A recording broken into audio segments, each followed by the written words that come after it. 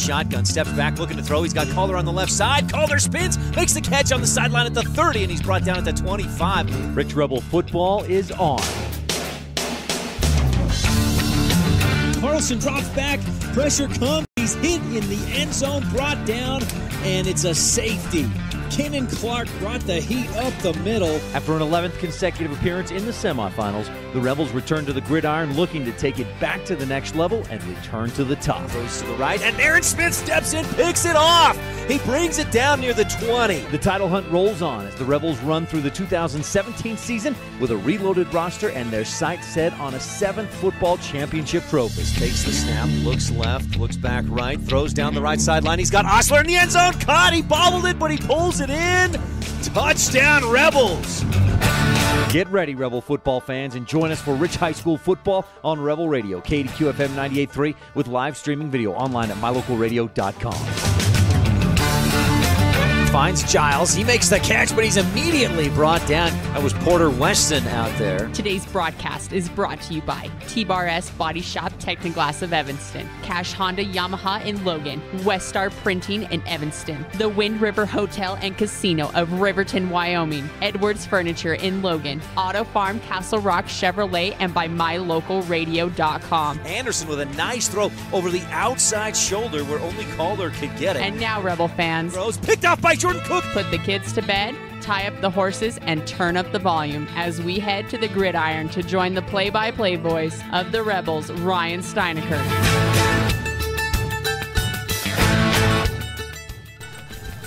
Good evening, Rebel fans, and welcome to Rebel Football on KADQ. Tonight, the Rebels are at Duchesne to take on the Eagles, and kickoff is set for just over 40 minutes from now. In the meantime, we have our pregame show brought to you by Rolene Kennedy, Rich County's representative at Auto Farm Castle Rock Chevrolet.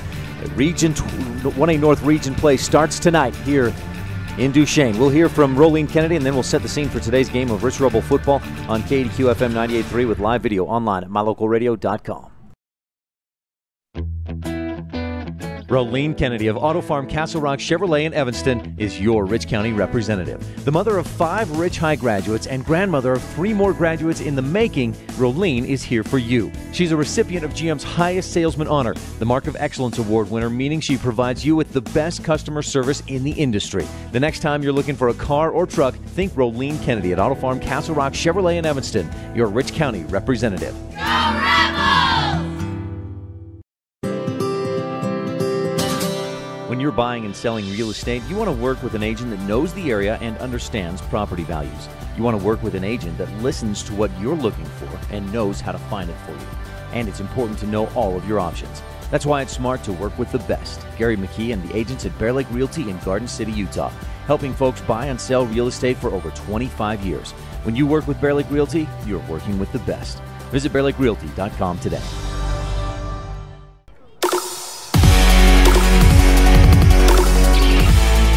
Welcome back to the Rolene Kennedy at Auto Farm Castle Rock Chevrolet pregame show. We've got an exciting gridiron battle for you tonight as the Rebels are at Duchesne and 1A North Region play gets underway.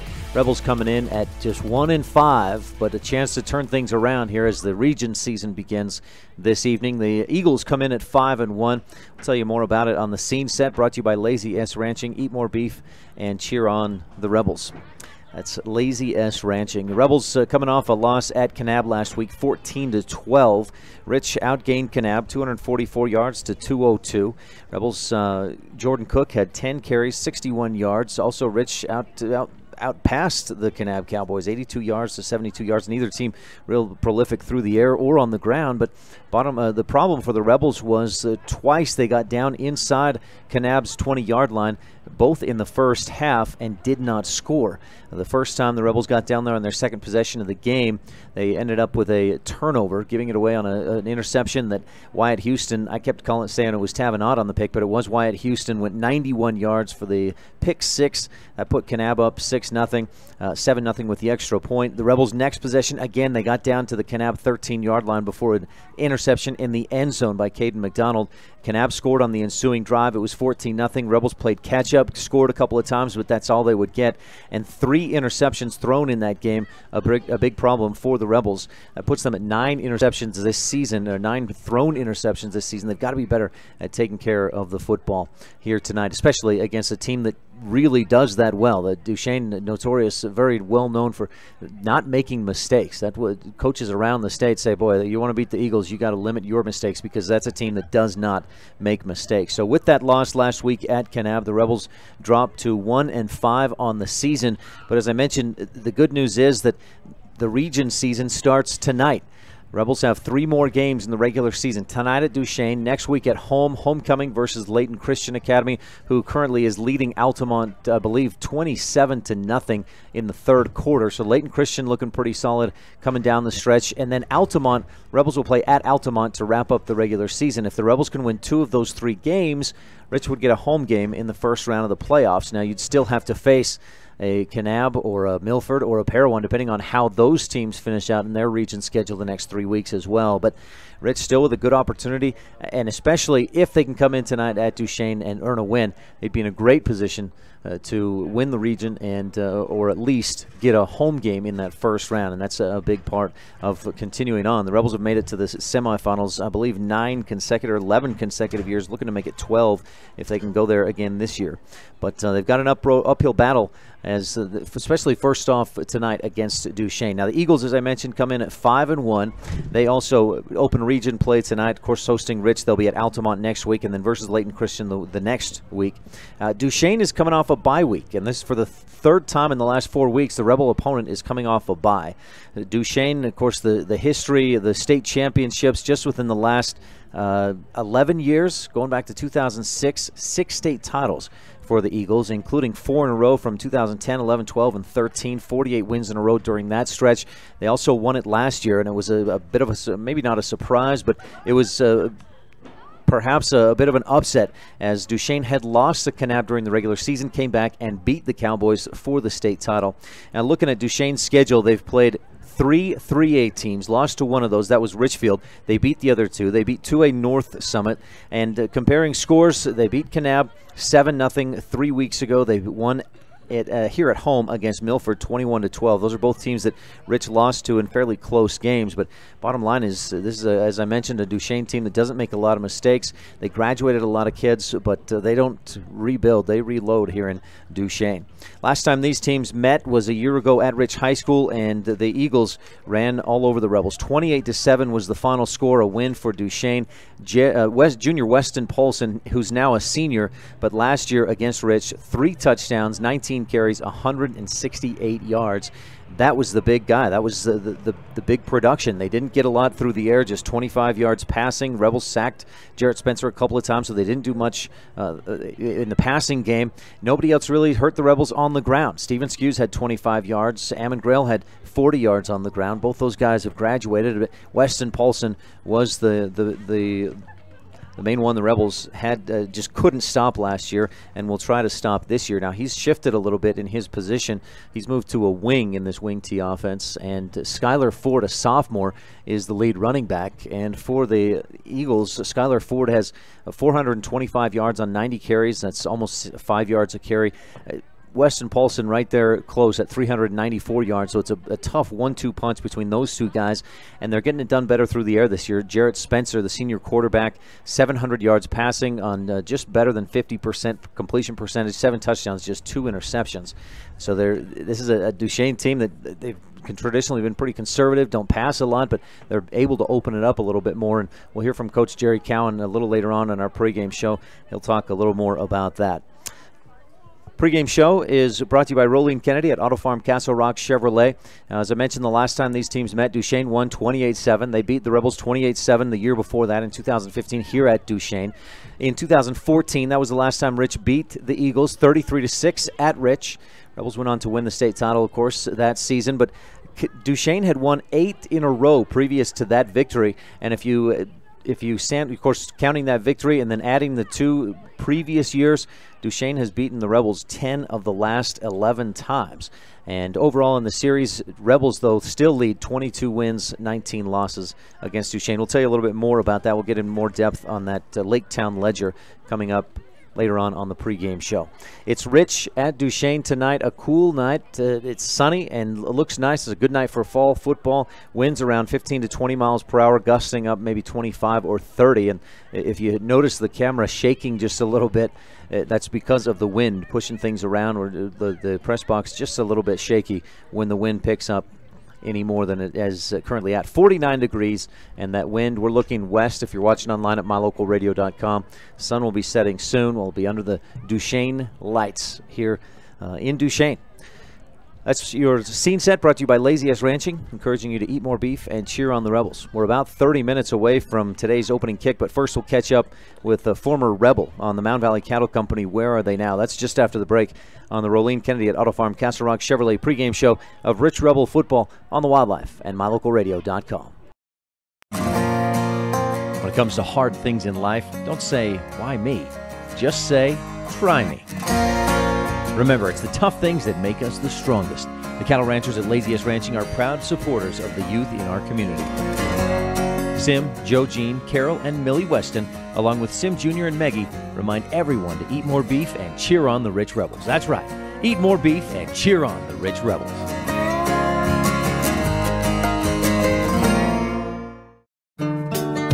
Business cards are a powerful and inexpensive way to promote the goods and services you offer. You can design your own cards or have the professionals at West Star Printing design your business cards. Now with same-day and next-day turnaround on all business card printing, you don't have to wait. Get your business cards today. Professional quality, inexpensive prices, and quick turnaround. Visit West Star Printing, 243 7th Street in Evanston, across from the library. West Star Printing, 307-789-5202.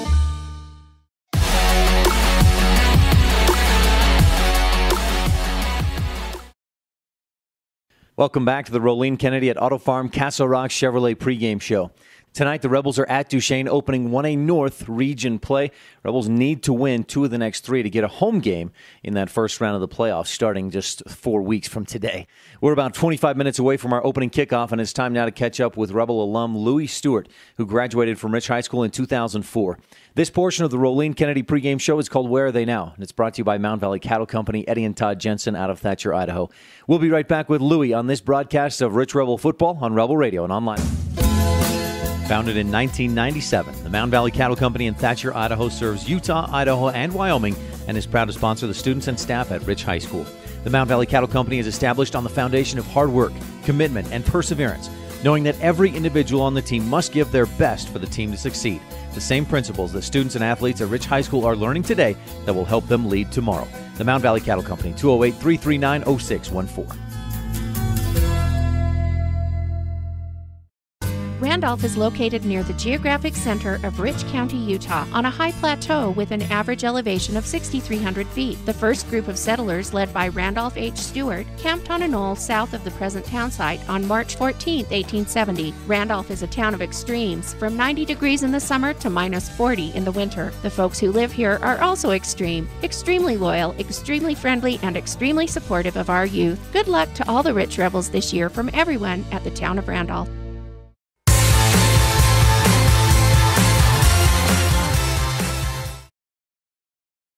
Ryan Steineckert on the Mound Valley Cattle Company. Where are they now with Louis Stewart, a 2004 graduate of Rich High School. Louis, thanks for your time today. You're welcome. The Stewart name well known in Rich County now. A big part of that is Coach Cindy Stewart, the volleyball team. That's a dear old mom, right? It is. She's left us quite a legacy. I shouldn't have said old. It's just dear, lovely mom. Oh, no doubt. Yep. Don't call her old. What was it like going to Rich High School, having her in the school coaching and things like that? You know, it's funny. Everybody has a different interpretation of what she is at school, but she's a wonderful mother and a great influence on our whole family. And I loved having her as a teacher and as a coach and at school. It was always, all through elementary and growing up, it was always fun having my mom at school. The last several years we've been seeing you around. You've been helping coach. You've taught at Rich High School, but where are you now? What have you been doing the last year or two? So, yes, I did teach here for 2 years. I graduated from Utah State in 2009, and then I taught for 2 years here, and since then I've been self-employed working for my dad. We have a cow-calf operation. How big of an operation is that? We run right around 500 pair, and we're trying to increase, and we put up about 2,000 ton of hay. At this time of year, what's that like when it's starting to get cold and you're wearing the long johns? Oh yeah, no doubt. I'm cooking right now. It's we've been outside letting down fence all day today, and then it's just you never know where you're going to end up being taken during the day. Go 100 different directions. I talk to a lot of the kids, the standout students who talk about working on the ranch, their parents' ranch and stuff. And I always ask, what's your favorite job working out there? All of them. Being outside's by far. I love being outside. That was the only thing that was hard about teaching was knowing that I could be outside every day, and that's probably the biggest reason why I'm not teaching anymore. I did enjoy it, but I'm glad to be outside every single day. Is there a job that you don't enjoy out there, like pounding posts or fixing fence? No, we got a pretty good fencer. He does a good job, and I'm glad. I fenced for my dad for a couple years, and it's a job everybody ought to have to do because it makes you appreciate good ones. Louis, tell me about your family. I know you're married and have a few kids. Tell me. So I've been married to Chelsea. We've been married 7 years, and we're doing a good job we got a feeder program for the girls program coming on right now. We've got one little boy, but we've got 2 little girls and another one on the way. Congratulations. Thank you. A couple little girls, and with your height, they might have some height in them as well. I hope so. Louis, what were you involved with at Rich High School? I played basketball and football, both for 4 years. And Coach Brown, he took the job for both when I was a freshman, so I'm his oldest 4-year player that he has. And I really loved playing for Coach Brown. He was always really good to me. And then also I was involved in the Honor Society and Student Council a little bit. Part of a state championship in 2002? Yeah, we had a football championship in 2002. I was a junior that year and contributed some on the defense and on the offense, so it was good. What were some of the most memorable things about going to Rich High School, being a Rebel, playing sports, and doing other things? It was everybody was involved in everything, which was really nice. But it was I don't keep in contact with a lot of kids I graduated with, but I do remember there was 35 of us, and I just. If I see him to this day, I say hi to him. I appreciate the friendships that we still have. We went through a lot together, and I still enjoy being able to catch up to him. We're talking with Louis Stewart on the Mound Valley Cattle Company. Where are they now? A 2004 graduate of Rich High School. Louis, did you do the musical? I was not a singer. I don't think you have to be a singer to be in a musical. I've talked to some others who didn't do the musical word background, where you just didn't choose to do that. I'm not dramatic either. So, how did you and your wife meet? She moved here when she was a junior from Idaho, and she went to her junior and senior year of high school here. And her family's originally from here, so it wasn't too big of a deal. We started dating when she moved here and dated for quite a while and ended up getting married. So, Louis, let's talk just real briefly about basketball. What were those days like, or how did the team do those years you were playing basketball for Rich? So Coach Brown, that was early on when he was starting out, and he was always Coach Brown's super smart when it comes to the game of basketball. I remember playing. I always appreciated how well he thought things out, but in my later years, after I graduated, I got to spend quite a bit of time with him. We played quite a bit of basketball at Old Men's and then in a rec league, and his understanding of basketball it's awesome. He can understand things, and a lot of times, if you can get him to articulate how he wants it, he definitely he loves college basketball, and he thrives on it and does really well there. So, as far as how we did then, my class wasn't real stacked. The class above me, there was a bunch of super athletes. That was a huge class, and they did a phenomenal job. And after they graduated, I was the only senior that year. And so we weren't real loaded. We had a lot of underclassmen, but we had fun and we did well. We ended up playing all 4 nights at the state tournament, and it was at UVU that year. And I don't think it was there very long, maybe 2 years. It'd be nice to have it back closer to home, but no, it was awesome. I loved playing with Coach Brown, and I had a brother that was a sophomore, and he contributed to it. And it was really fun playing with him. You've done some coaching here at Rich. Is that something you miss, would like to get back into? Yeah, I loved coaching both boys. I helped the boys for 4 or 5 years and the girls for 3 or 4. I can't remember right off. But I do miss the association and the relationships I had with the coaches mostly, and the kids too.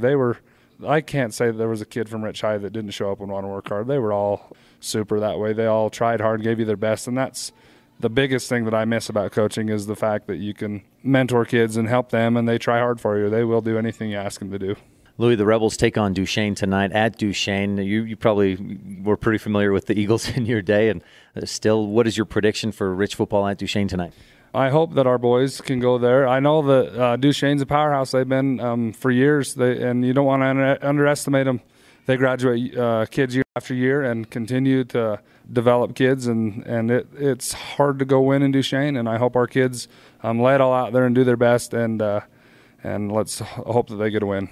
Louis Stewart, 2004 graduate of Rich High School on the Mountain Valley Cattle Company. Where are they now? Thanks so much for your time.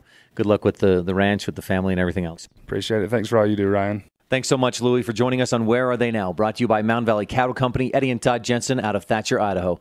When we return on the Rolene Kennedy at Auto Farm Castle Rock Chevrolet pregame show, we'll visit with the coaches of today's teams on the Bear Lake Memorial Hospital Coaches Show of Rich Rebel Football on KADQ FM 98.3 with live streaming video. The best family vacations create lifelong memories. The Wind River Hotel and Casino in Riverton, Wyoming has teamed up with the Riverton Golf and Country Club to bring you great golf getaway packages for the whole family. Come for a couple of days, golf, eat, relax, tour the Wind River Indian Reservation, and enjoy the Native American tribal dancers. Pet rooms are available so you can bring the whole family and stay. Call today the Wind River Hotel and Casino, where families play, stay, win. 866-657-1604. One of the greatest things about living in Randolph, Utah is the friendly folks that live and operate business there. This is especially true at J-Bar Auto on Main Street in Randolph. Serving customers for years, J-Bar Auto provides high-quality service at a fair price, including vehicles large and small, tractors, and other types of equipment. J-Bar Auto also sells quality tires. We appreciate all of our customers. Call us anytime. We're happy to help. J-Bar Auto, 90 Main Street in Randolph, Utah. Stop in today. You're listening to Rich High Rebel Football on KADQ FM 98.3. This is Rebels coach Ashley Brown on the pregame coaches show, and we're just 20 minutes away from kickoff here on KADQ. Welcome to the Bear Lake Memorial Hospital Coaches Show. Count on us to care. The Rebels tonight are in Duchesne to face the Eagles, a team that the Rebels haven't beaten since 2014 at home and haven't beaten in Duchesne since 2009. It's been a while. In fact, Duchesne has won 10 of the last 11 games against the Rebels. Rich will look to turn that around tonight. No one sees the game the way the coaches do, so we'll take a few minutes to visit with opposing coach Jerry Cowan, and then we'll talk to Rebel head coach Ashley Brown and get his thoughts on tonight's game. We'll be back after this from Bear Lake Memorial Hospital. Count on us to care on this broadcast of Rich Rebel Football on the Wildlife with live streaming video at mylocalradio.com.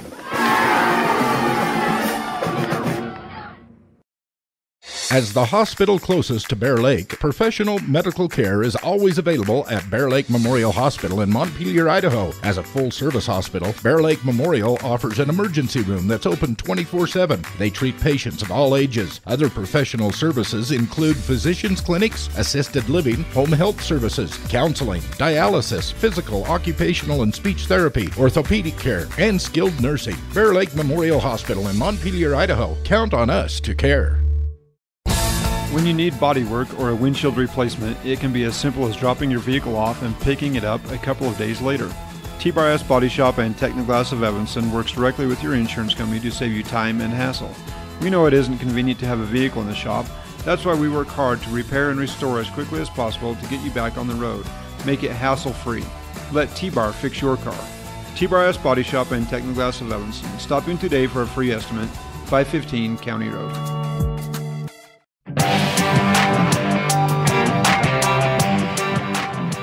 Ryan STEINECKERT with Jerry Cowan, head coach of the Duchesne Eagles. Coach, I always appreciate talking to you. Yeah, you do a great job, and you know, Randolph's lucky to have you. Appreciate you. I appreciate that. Coach, tell me about your team. You've obviously had a good year last year. You won the state title, the win over Kanab after losing to them in the regular season. Tell me who you lost from that squad. You know, we lost our two middle linebackers, most of our offensive line, our receiver. You know, we lost, I think, 6 or 7 starters on offense, and but we had a couple key guys that came back this year. So, you know, luckily right now those guys are giving us a chance, you know, every Friday night to come away with a win. 5-1 so far, and you've played some good competition. A couple of 3A teams, a 2A team or two, and 2-0 against 1A opponent. Yeah, you know, we try to build our preseason schedule to, I think like any other team to challenge in. I felt like some of the teams we played have been bigger, but not necessarily, dominant programs at their level. So, we didn't want to overdo it. So, yeah, we come away with a couple good wins, and, we lost a game that maybe we'd like to have back. But overall, I feel pretty good so far what we've done and where we're at, I guess. You guys doing anything different based on personnel you have this year? Is it same old Duchesne football? Yeah, pretty much the same. Our quarterback's, more experienced, so we feel like we can throw a little better than we did last year. And I feel like skill-wise we got some good things. Line is kind of the spot where we've had to kind of, adjust because we don't have the line we had last year. As far as physical and size, and so we got some guys that have done a good job, though. I was comparing stats between you and Rich, and statistically on offense, you're not that far ahead of them, but 5-1. What is it you guys do? What do you focus on so much to get the most out of your team? Off season, the weight room is a big for us. We try to, get kids all in with that, and that's been, I think, our biggest thing. And other than that, just being tough. I mean, it's you ask a lot out of these guys. Most of them are 2 or 3 sport guys, and it's not easy. They have to. It takes a lot of time and effort, and we respect that from those kids, and they respect, I think, us coaches that putting the time in we do. So it's a group effort, and it's not anyone can do it. Last year you told me your offensive line was one of the best maybe that you'd ever had coaching at Duchesne. You bring a couple of those guys back, but you graduated a few. What is your team good at this year? We're not as deep, but we got the 2 kids we have returning, the Lamborn kid and the Roberts kid. I mean, they're as good as it gets for what we have, and the other 3 guys we've had to kind of plug in and learn as we go. But one thing about football in general, you get a couple good leaders, and it's fun to see what they can do with guys that need help and need leadership, and ask those guys to grow up and mature. And that's what's fun about it. You take a guy that you have a question mark with, and by the end of the season, mid-season, you're just like, that he surprised us, and he's grown up quick, so that's been fun to watch. And to be honest with you, our skill right now is 1 deep. I mean, we've got some good kids, and it's just a matter of finding the right, some of them are talented hands, and some of them run well, and some of them, so that's the hard part, is putting them in a position that best suits their athletic ability, because they're all different.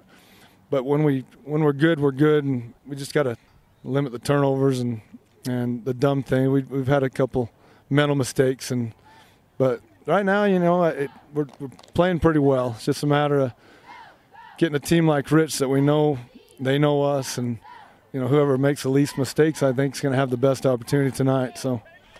Cade Lamborn is one the Rebels wish they still had already in Rich County, because he's been a good contributor for you guys. Coach, anything else we should touch on? You want to talk about Cade Lamborn? I'll tell you what, that kid came in here, and as a freshman, we're thinking, has this kid got anything going? And he was a good kid, but he didn't.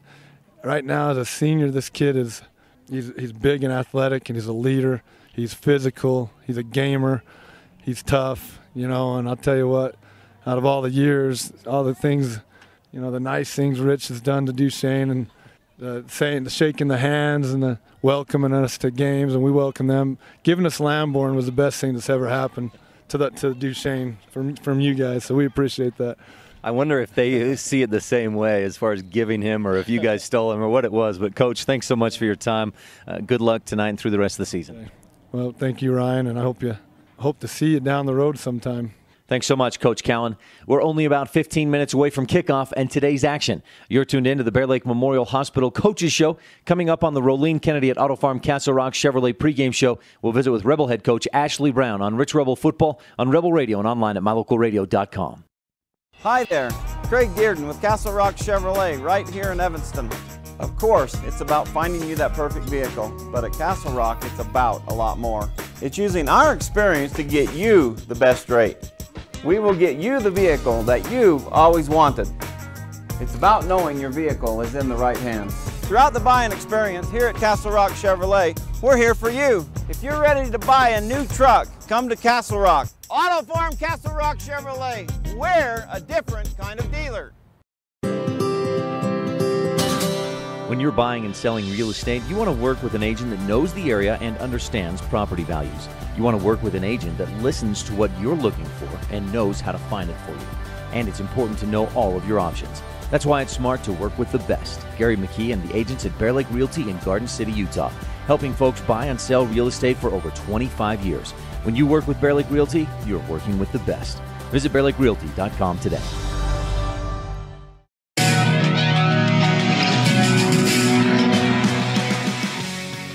Welcome back to the Rolene Kennedy at Auto Farm Castle Rock Chevrolet pregame show. We're in the middle of the Coaches Show, brought to you by Bear Lake Memorial Hospital. Count on us to care. Rebels come into this game at 1-5, the Eagles at 5-1, but their records are even at 0-0 in region play, and that's where it really matters as the teams prepare for the playoffs starting in a few weeks.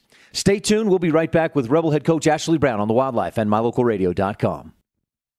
As the hospital closest to Bear Lake, professional medical care is always available at Bear Lake Memorial Hospital in Montpelier, Idaho. As a full-service hospital, Bear Lake Memorial offers an emergency room that's open 24/7. They treat patients of all ages. Other professional services include physicians' clinics, assisted living, home health services, counseling, dialysis, physical, occupational, and speech therapy, orthopedic care, and skilled nursing. Bear Lake Memorial Hospital in Montpelier, Idaho. Count on us to care. We sell fun.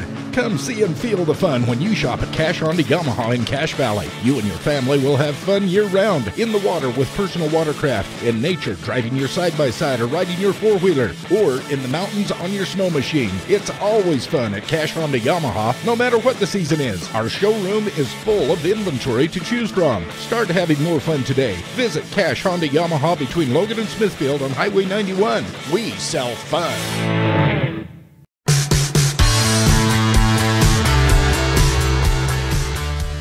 Ryan Steineckert with Ashley Brown of the Rich Rebels. And, Coach, I thought the team played pretty well. Tough loss, though, at Kanab last Friday. Yeah, that's probably our best all-around game as far as, all aspects of the game. Kids played with a lot more energy, a lot more emotion, which is something we were lacking earlier. And, and so that helped us. When something bad happened, we didn't just duck our head and give up. We actually fought through it, and so I was pleased about that. Were there some things that you saw the team specifically did better or improved on from previous weeks? Yeah, our run blocking was much better, and we also give Nick time to throw the football. So, our blocking was one area that we weren't very good at, and last week we definitely got better at it. There were still a couple of times you got down into scoring position and couldn't make something happen, though. That's something to keep working on. Oh, yeah, and that happened to us in the first half. We got the ball down there, and and we had a turnover. And, and that's something we talked about at halftime is, we move the ball all over, but if we don't get in the end zone, it doesn't do us a lot of good. And that happened to us in the first half. And then, I thought we came out of halftime and had a great drive and scored the football. And, and hopefully that'll jumpstart us for the rest of the year. You've got a big one coming up, and especially these last three games are the bigger ones, right, because of their region game. Yeah, this will place us for the playoffs, so these next three games are very important. We need to make sure that we are well prepared and that the kids are excited and ready to get after it. And with only winning one game, that's the main thing, is to make sure that they keep their heads up and understand that these are the three important ones. You do a lot of talk about, the first season, the preseason kind of thing is over. Now the real season begins. Yeah, we have our non-league games, and then we play the teams in our league, and then you play your teams on your side. So these are the three important ones, and we got to make sure that we get home field advantage for the playoffs, and that's one of our goals. What do you know about Duchesne? I mean, you've played them 100 times. Not much has changed over the last bunch of years between the two of you. No, they're going to do the exact same thing they've done for years because they've been successful at it. Duchesne always has a very good line. They do a good job with their run blocks. And, so that's something that we're going to have to make sure that we get kids to the line of scrimmage and make tackles when we have opportunities to do so. They've got a big, strong running back, Weston Paulson, who maybe not quite as big as Parowan's big running back, but he's a big, strong guy, tough to bring down. Is that a focus for you guys this week in practice? Just tackling, gang tackling, what is it? Yeah, we're going to have to get people to the football, and when they're there, they got to make tackles, and that's something that you have to do against Duchesne. You can't give them any easy yards. They have to make sure that they earn them. And the other thing Duchesne does really well is they don't make many mistakes. Very seldom will they turn the football over, and that's what makes them so good. In that game, going back against Parowan, did you feel like your tackling technique was good? Were you guys trying to hit him too high? Were you trying to go too low? Is that something you need to be better at? You know, with the pair one back, you know, I thought he had great balance. We'd hit him, and it was just like it didn't even hardly faze him. So we worked on tackling last Monday and Tuesday, and, you know, and I thought our kids did a much better job at Kanab. Kanab's back wasn't as big as him, but, you know, they're going to have to make sure that they tackle against the Polson kid because he'll run hard. He's not going to try to, you know, juke you. He's going to try to run over you. So we just got to make sure that we keep our heads up and wrap up when we do tackle him. Is there a place that's tough to play as far as being on the road? Is Duchesne tougher than at Kanab or anything like that? You know, both of those teams are really hard to play on the road, you know, because they're always very good teams. And, you know, if you make mistakes, you're not going to beat them. And so it's not going to be easy, but hopefully our kids understand that if they will play and give themselves a chance, you never know what will happen. Ashley Brown of the Rich Rebels, thanks for your time and good luck Friday night at Duchesne. Okay, thank you. This has been the Coaches Show, brought to you by Bear Lake Memorial Hospital. Count on us to care. We're down to crunch time as this thing kicks off in less than 10 minutes. You're tuned into the Rolene Kennedy at Auto Farm Castle Rock Chevrolet pregame show of Rich Rebel football on KADQ FM 98.3 Rebel Radio with live streaming video online at mylocalradio.com.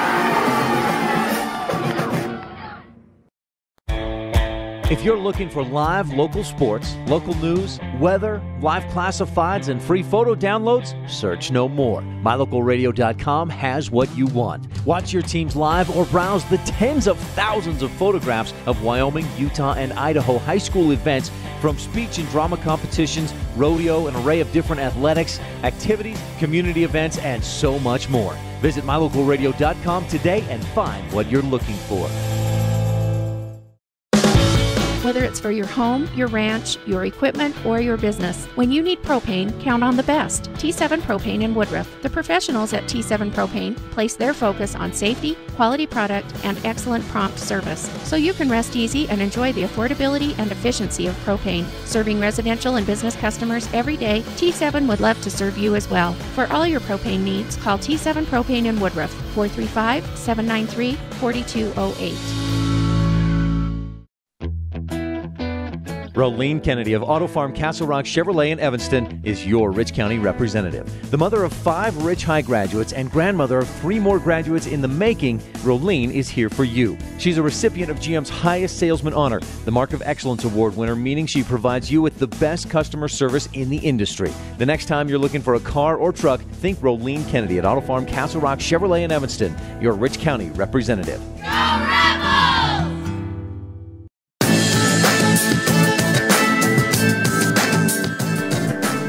We're back at Duchesne on the pregame show brought to you by Rolene Kennedy, Rich County's representative at Auto Farm Castle Rock Chevrolet. We've got the Pugstone Sporting Green Scene, the Epic Recreation Keys to the game, and the Laketown Ledger coming up. Also starting lineups tonight. Brought to you by the Randolph Country Store. We may be small, but we've got it all. Let's continue on. No, actually, we're doing the national anthem right now, so we'll take one more quick break and be back with the rest of our pregame show in just a moment. This is Rich Rebel Senior Wyatt Weston, and you're tuned in to Rich High School Football on Rebel Radio at KDQ FM 98.3 and online at mylocalradio.com. It doesn't matter what season you visit Bear Lake. Make sure you always stop at Pugstone Sporting Goods. You'll find lots of great quality inventory at low prices, including guns and ammo. During the winter, you can rent cross-country skis, snowshoes, and buy your ski passes to Beaver Mountain. Pugstones is always the best place to get information about the area and purchase your hunting or fishing licenses. Everything you need with one stop at Pugstone Sporting Goods at the 4-way stop in Garden City. Make this winter epic when you rent from Epic Recreation in Garden City, Utah. We rent cabins, snowmobiles, snowcat razors, snow tire bicycles, snowshoes, and more. Thank goodness winter is long, because at Bear Lake, we make it epic. Call us today and book your epic adventure at Bear Lake. Recreation and lodging packages available year-round. Call Epic Recreation today or book online at epicrecreation.net.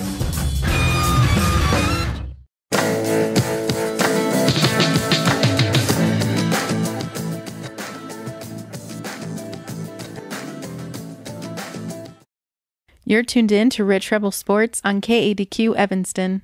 We're back at Rich High School, at Duchesne High School. Wishing we were at Rich High School. It'd be a home game for the Rebels, but instead it's a home game for the Duchesne Eagles. And let's move along in our pregame coverage brought to you by Rolene Kennedy and take a look at the Laketown Ledger Good luck, Rebels, from the Mayor and Town Council of Laketown, Mayor Sim Weston, council members Dallas Clark, Chris Hodges, Gary Ogilvie, and Delora White. Going back, this is a long-running rival between the Rebels and the Duchesne Eagles. Duchesne won the first 6 matchups between Rich and Duchesne, including 3 times in the quarterfinals before the Rebels finally earned a win, and it was a big one. 1992, the Rebels took it to Duchesne 61-0 in the quarterfinals, and since then it's gone back and forth quite a bit. Rebels won 13 in a row from 94 to 04, but Duchesne has beaten the Rebels 10 of the last 11, including 8 in a row from 2010 to 2013. Rebels won in 2014, and the last 2 have belonged to Duchesne. 28-7 wins the last 2 years consecutive. I want to thank Logan Johnson running my camera tonight. Logan, aim that camera down just a little bit. I'm going to remind you about those graphics I've got on the screen there at the bottom, the scoreboard graphic and the sponsor banner. So aim that down just a little bit more. That looks great. Thank you, Logan. The Ledger, Laketown Ledger, is brought to you by the Mayor and Town Council of Laketown, wishing the Rebels good luck. Now, here's a couple other interesting facts on the Laketown Ledger. These teams have played 7 times for the state title. That's over the course of about 32 years. They've played 7 times for the title. And Duchesne and Rich both have 6 state championships in their history. Duchesne's have all come in the last about 11 years. I think their first was in 06. They won it again in 2010, 11, 12, 13, and then again in just last year in 2016. These teams have, of course, as I mentioned, they've played 41 times. Rebels have 22 wins, 19 losses. They've met 12 times in the playoffs, and 10 times the game has been decided by a touchdown or less. Duchesne has won more of those close ones. Rich is just 3-7 in those close games. That's your Laketown Ledger, brought to you by the town of Laketown. Let's jump right ahead as we keep our eye on that coin toss. We'll just keep an eye on that. Here's the toss. Rebels are the visitors, so they call it. Looks like the Rebels win the toss, and they've chosen to defer, I believe is what that was the indication. So Duchesne will receive. We'll give you those starting lineups in just a moment, brought to you by the Randolph Country Store. Right now, though, on our pregame show, brought to you by Rolene Kennedy at Rich County's representative at Auto Farm Castle Rock Chevrolet. Let's jump into your keys of the game, brought to you by Epic Recreation. Visit epicrecreation.net for rentals in Bear Lake. Find us on Facebook or call 435-946-EPIC. Number 1 is win in the trenches. Last year against the Eagles, Rich had just 110 yards of offense. That's total offense. That ended in a 28-7 Rebel loss. Now, a big part of the Eagles' dominance in that game was that what Coach Jerry Cowan told me was possibly the best offensive line he'd ever had. 2 of those linemen return, and it's not a stretch to think the 5-1 Eagles have reloaded on the line and picked up where they left off last fall when they beat Kanab for the state title. Bottom line is whoever wins the Battle of the Trenches tonight will win this game. If the Rebels want to avoid 1-5 and a 3rd consecutive loss to Duchesne, Rich has to win in the trenches. And I said 1-5. If they want to avoid 1-6, they've got to win in the trenches. They've got to be number 2, consistent on offense. That consistency on offensive consistency has been an issue this season and has cost the Rebels more than a game or 2. Through 6 games, the Rebels have been inside their opponent's 20-yard line 16 times. That's 16 opportunities in the blue zone, but Rich has just 7 touchdowns to show for it. 27 times the Rebels have moved the ball into enemy territory and then turned it over. Either a turnover or a turnover on downs, a stalled drive. So at least 4 times per game, Rich has things moving, crosses the 50, and then the offense stalls or gives it away. If that happens 4 times tonight, it's good night, Sally.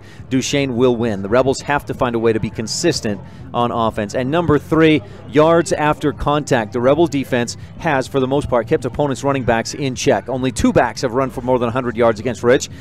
Both of those came in one game from Parowan. The one who did the most damage was Big Bad Porter Miller, a 6'2", 225-pound bruiser whose production came almost exclusively on yards after contact. Duchesne's feature back, Weston Paulson, isn't quite as big. He's listed at 6 foot and 205.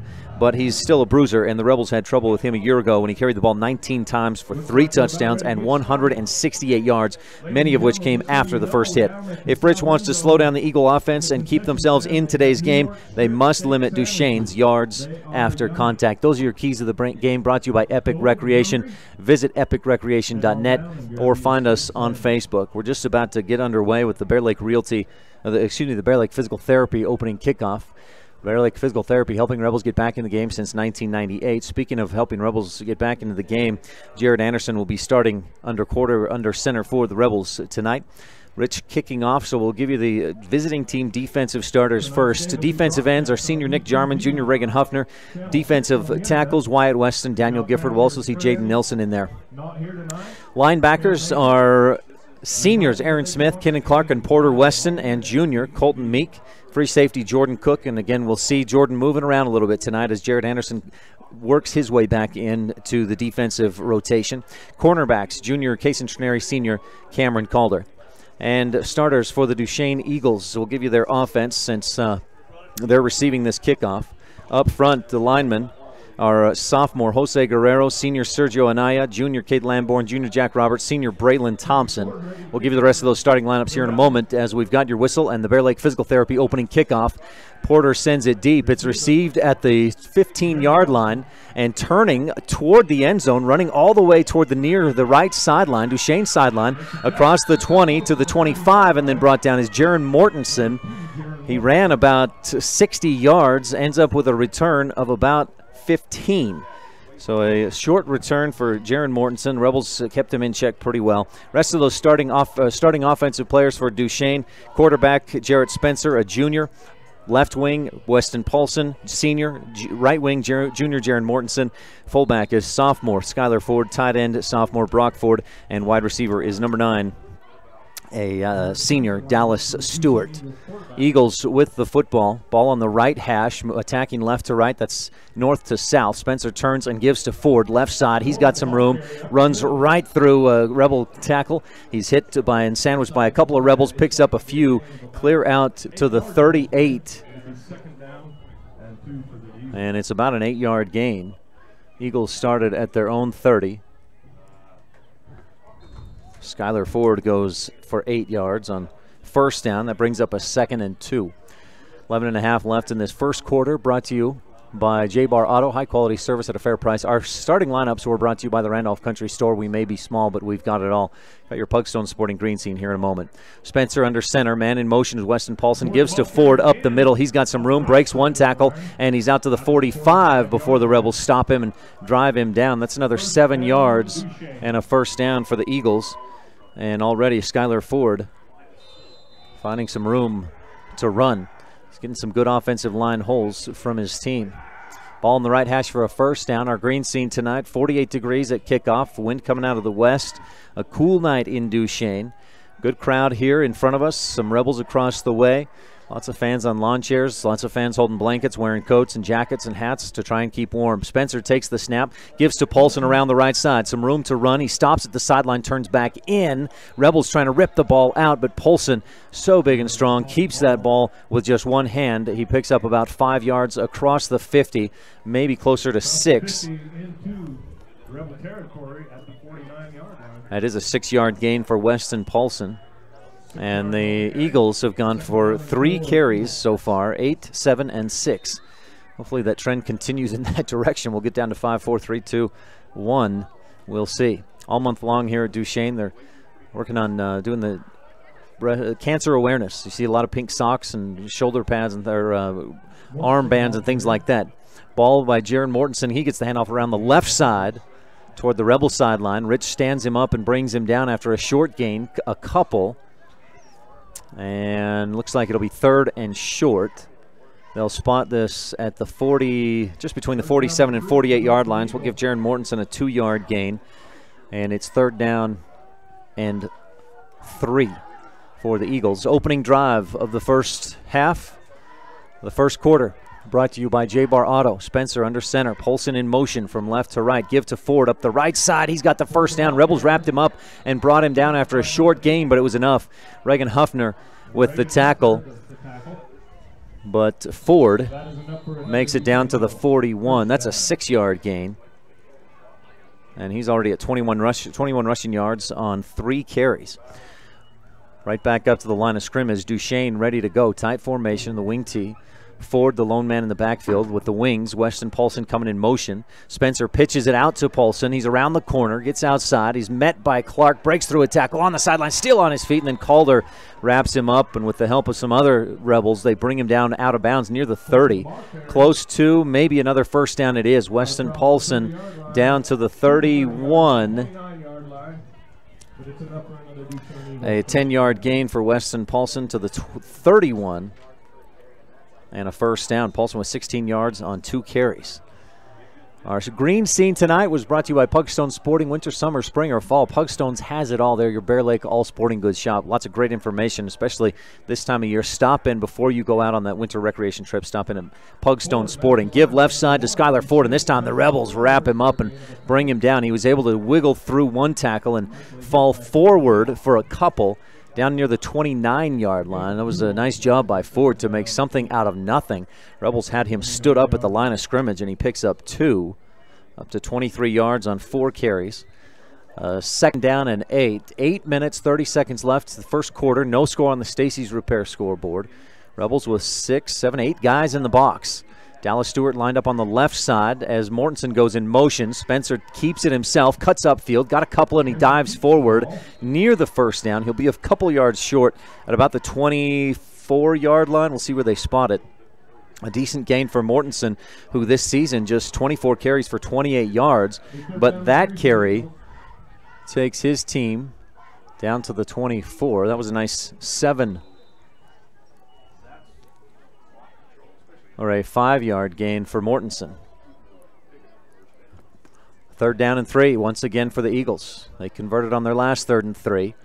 Spencer turns and gives to Ford. He has stood up. Rebels wrap him up, and the rest of the team comes in. Good gang tackling by Rich.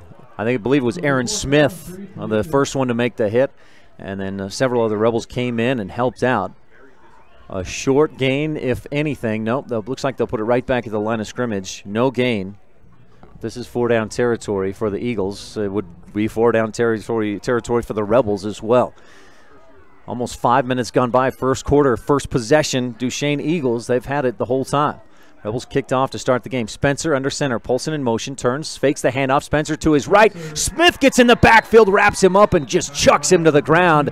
That's some strength from Aaron Smith, the senior, to drop Jarrett Spencer in the backfield. Clear back at the 30. Spencer on the run loses a few, and the Rebels will take over on downs. They spot it at the 29-yard line. Eagles trying to run the option on that play, and the Rebels' defense got into the backfield. It was a nice defensive play. 7:05 left to go, first quarter. Brought to you by J-Bar Auto. The Rebels take over 1st and 10 from their own 29-yard line. That was a loss of 5. 1st and 10 for the Rebels. Wishbone in the backfield. Anderson turns, gives to Clark, and Kennan fights his way across the 30 for a short gain. Not much of a hole there. They spot it out at the 32, and Clark goes for 3 yards.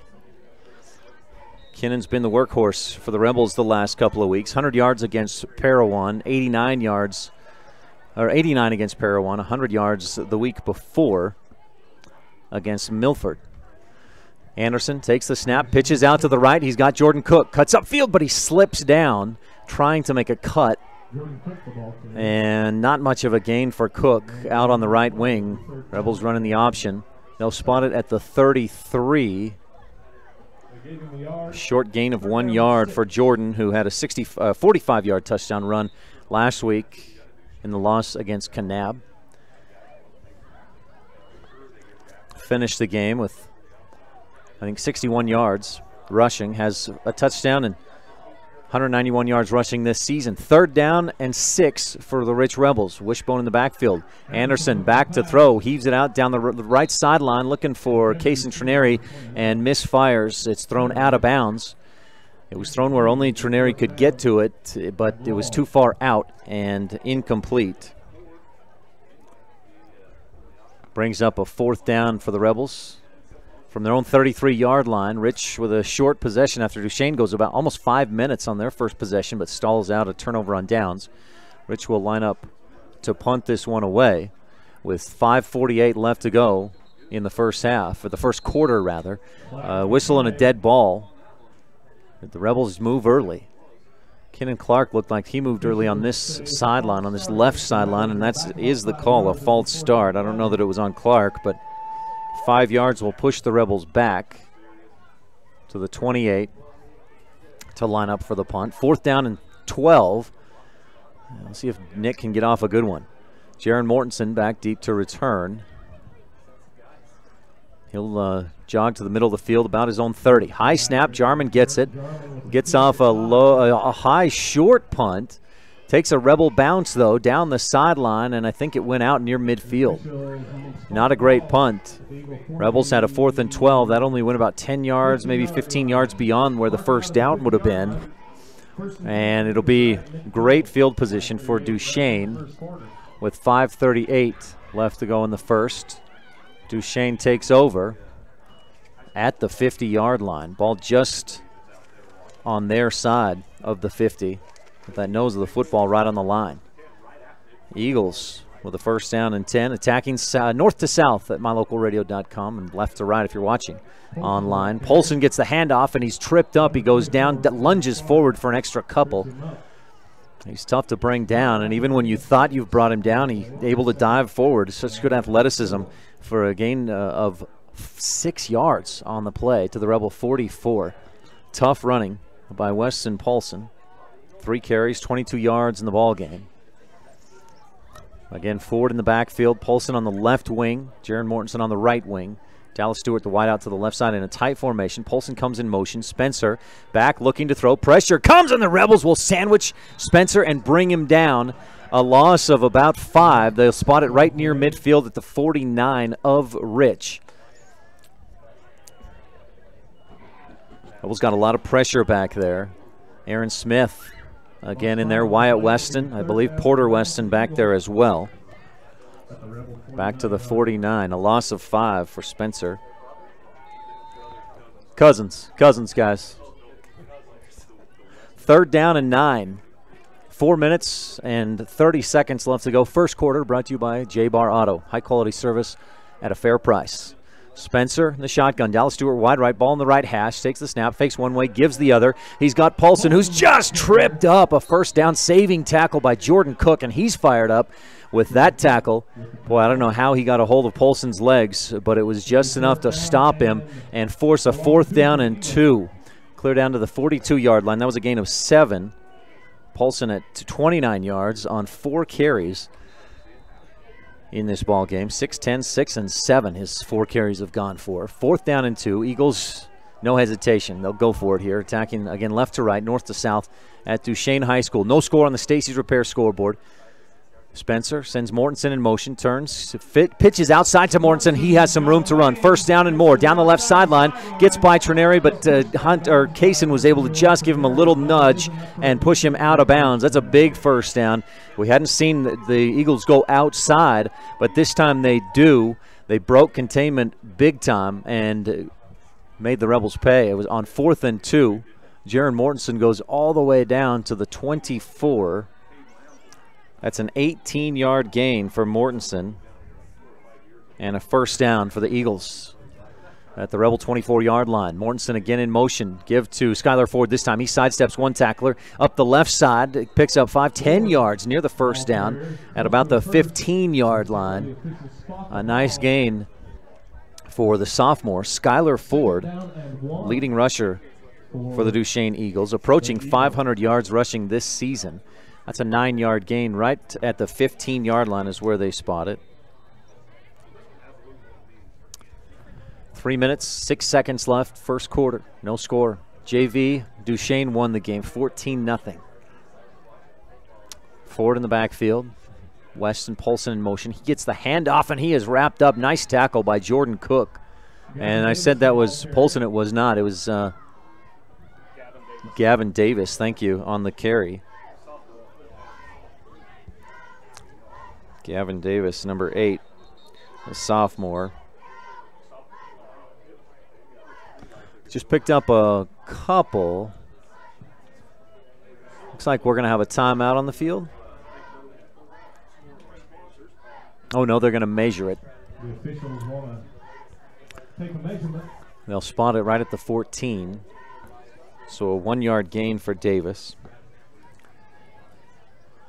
Rebel volleyball tonight in action against Carbon. They already beat South Sevier and Millard today in the Richfield tournament.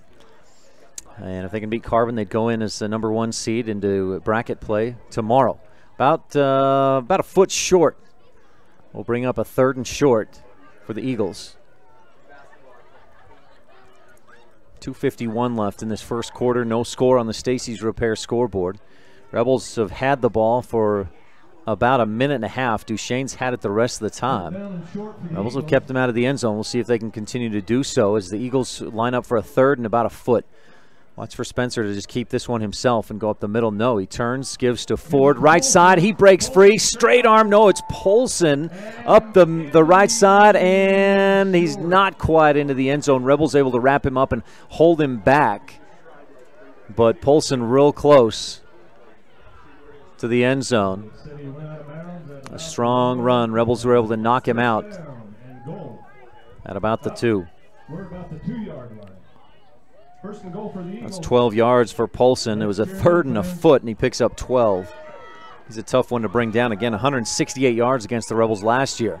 He's the man in the backfield. Spencer under center, gives it to Polson. Right side, he breaks one tackle, lunges forward, and he's in. And the Eagles lead 6-0 on the Stacy's Repair scoreboard. 2:20 left to go. A 2-yard touchdown run by Weston Polson puts the Eagles on the board. Polson with 6 carries for 43 yards so far in the game, and that touchdown. Cade Lamborn, Rebels, especially the guys, those seniors out on the field, real familiar with Cade. Moved down here about 4 years ago, and Coach Cowan said that was a nice gift the Rebels gave the Eagles to have Lamborn move down here. Lamborn kicks it up and through. The extra point is good. It's 7-0 Eagles. We'll take a quick timeout on the Wildlife and mylocalradio.com. One of the greatest things about living in Randolph, Utah is the friendly folks that live and operate business there. This is especially true at J-Bar Auto on Main Street in Randolph. Serving customers for years, J-Bar Auto provides high-quality service at a fair price, including vehicles large and small, tractors, and other types of equipment. J-Bar Auto also sells quality tires. We appreciate all of our customers. Call us anytime. We're happy to help. J-Bar Auto, 90 Main Street in Randolph, Utah. Stop in today.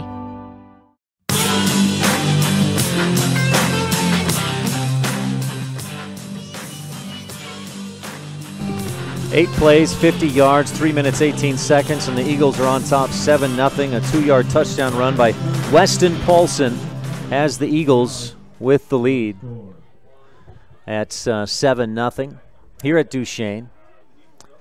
Just got word from Michelle Hopkin. I want to thank her. Just sent me a text. The Rebels beat Carbon tonight, so Rich goes a perfect 3-0 in their pool at the Richfield tournament, and we'll jump into championship play tomorrow. I believe they'll play at 8:30 in the morning. Let me double check that. I've got that schedule, that bracket right here with me. So yeah, Rebels will play first thing in the morning, 8:30. Our pregame will start at 8:15 tomorrow morning from Richfield, right here on the Wildlife and mylocalradio.com as Rich continues play at the Richfield tournament, beating Millard, South Sevier, and Carbon today.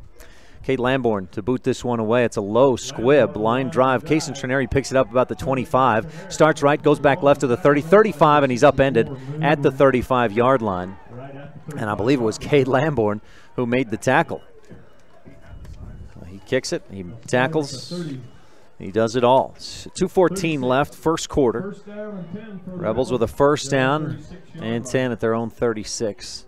Rebels started their first drive at their own 29, went 3 and out. We've got 2 minutes, 14 seconds left in this first quarter, and Duchesne has possessed the ball for all but a minute and 30 seconds of it. Jared Anderson in the shotgun, trips to the right. Clark coming in motion, gets the handoff, cuts up the middle, and is met at the line of scrimmage. He fights forward and lunges out for a gain of about 1. Weston Polson on the tackle. And a short gain for Clark.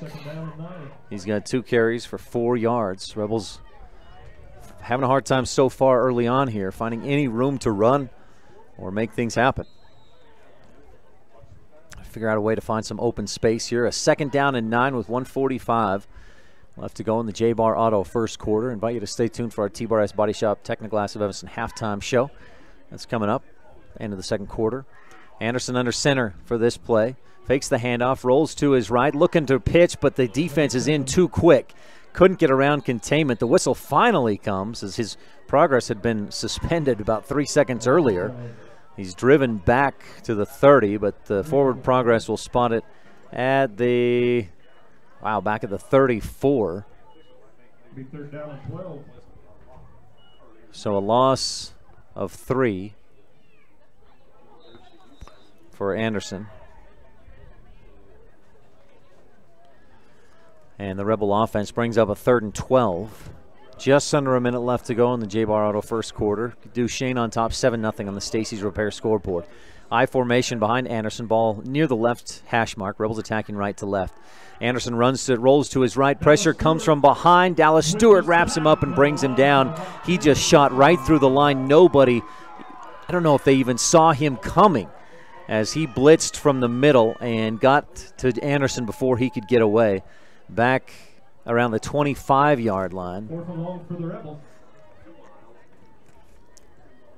Brings up a 4th and 23.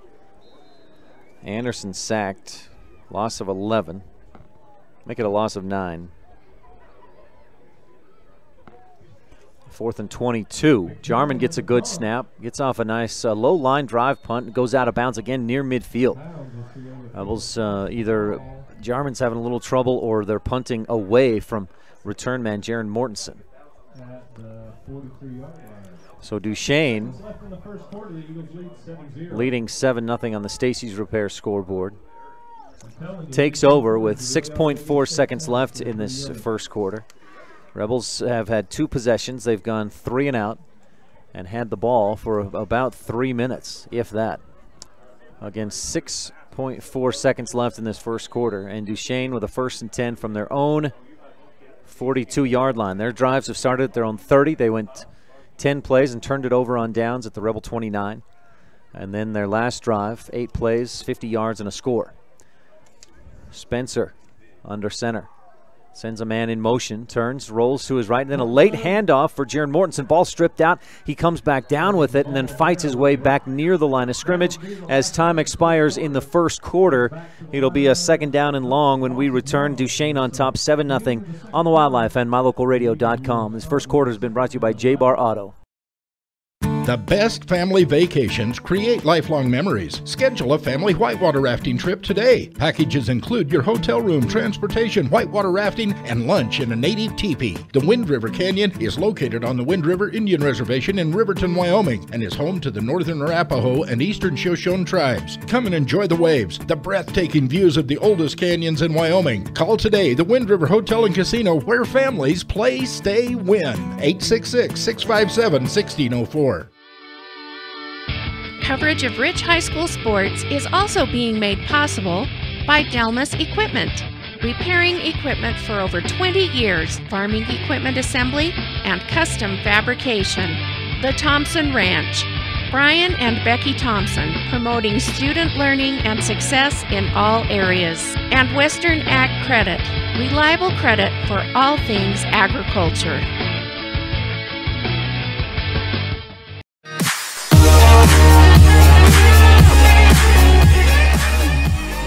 We're back at Duchesne High School. The Eagles on top 7-0 on the Stacy's Repair scoreboard as we get set to start the second quarter. Brought to you by T7 Propane in Woodruff.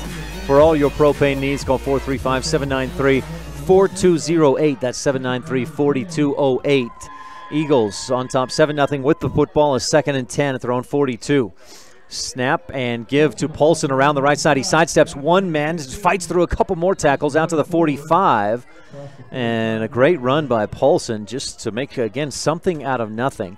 Rebels looked like they'd had him stopped in the backfield, but Paulson, he's for his size, he's very shifty. A very strong runner as well. Picks up 3 out to the 45-yard line. Brings up a 3rd down and 7. Now, if the Rebels can hold Duchesne to 1 or 2 yards here, you might force a punt near midfield. 11:20 left in the second quarter. Spencer, hard count. Polson goes in motion left to right. Turn, give up the middle to Ford, and he drives his way out to near the midfield. It looks like just short of the 50. We'll bring up a 4th and a 2, maybe 3 yards. We'll see where they spot it. The official lost hold of it. They spot it right between the Duchesne 49 and 50.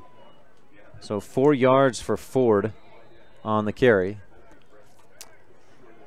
He's at 36 yards on 7 carries.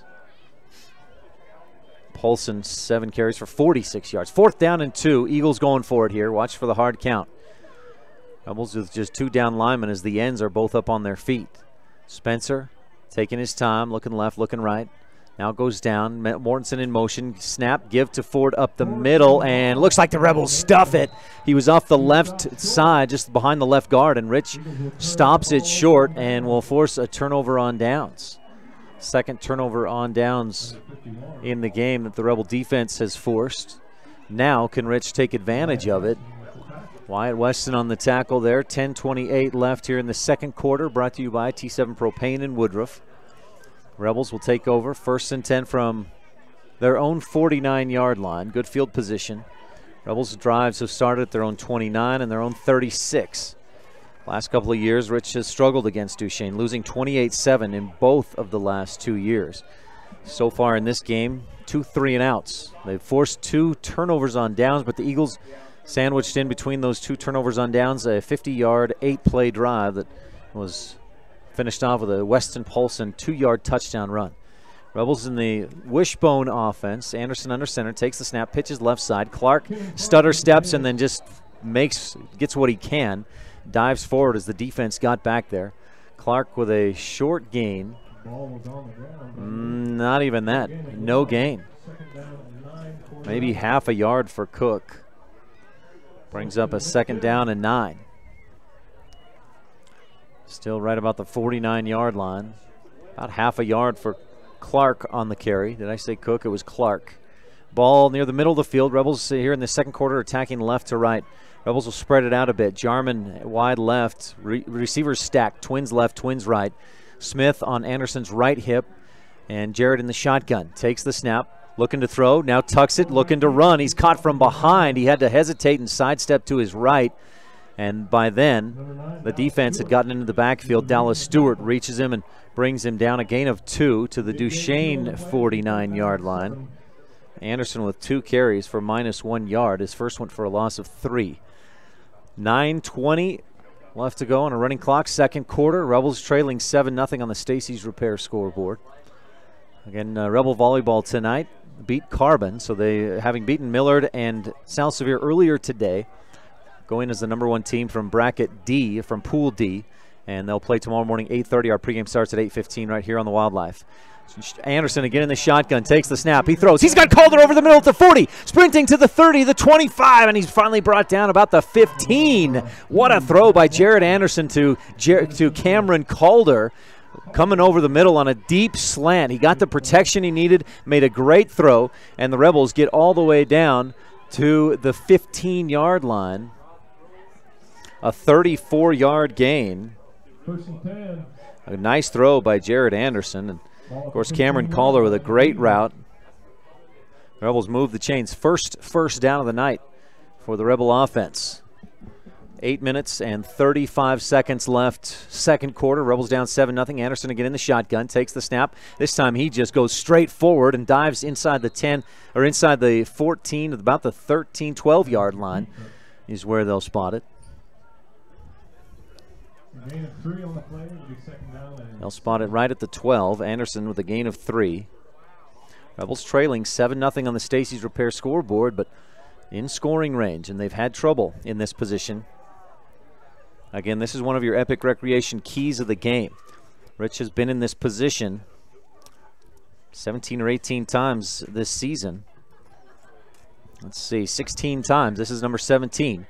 They've scored just 6 times, or 7 touchdowns when they get inside their opponent's 20. We'll see if they can make something happen here.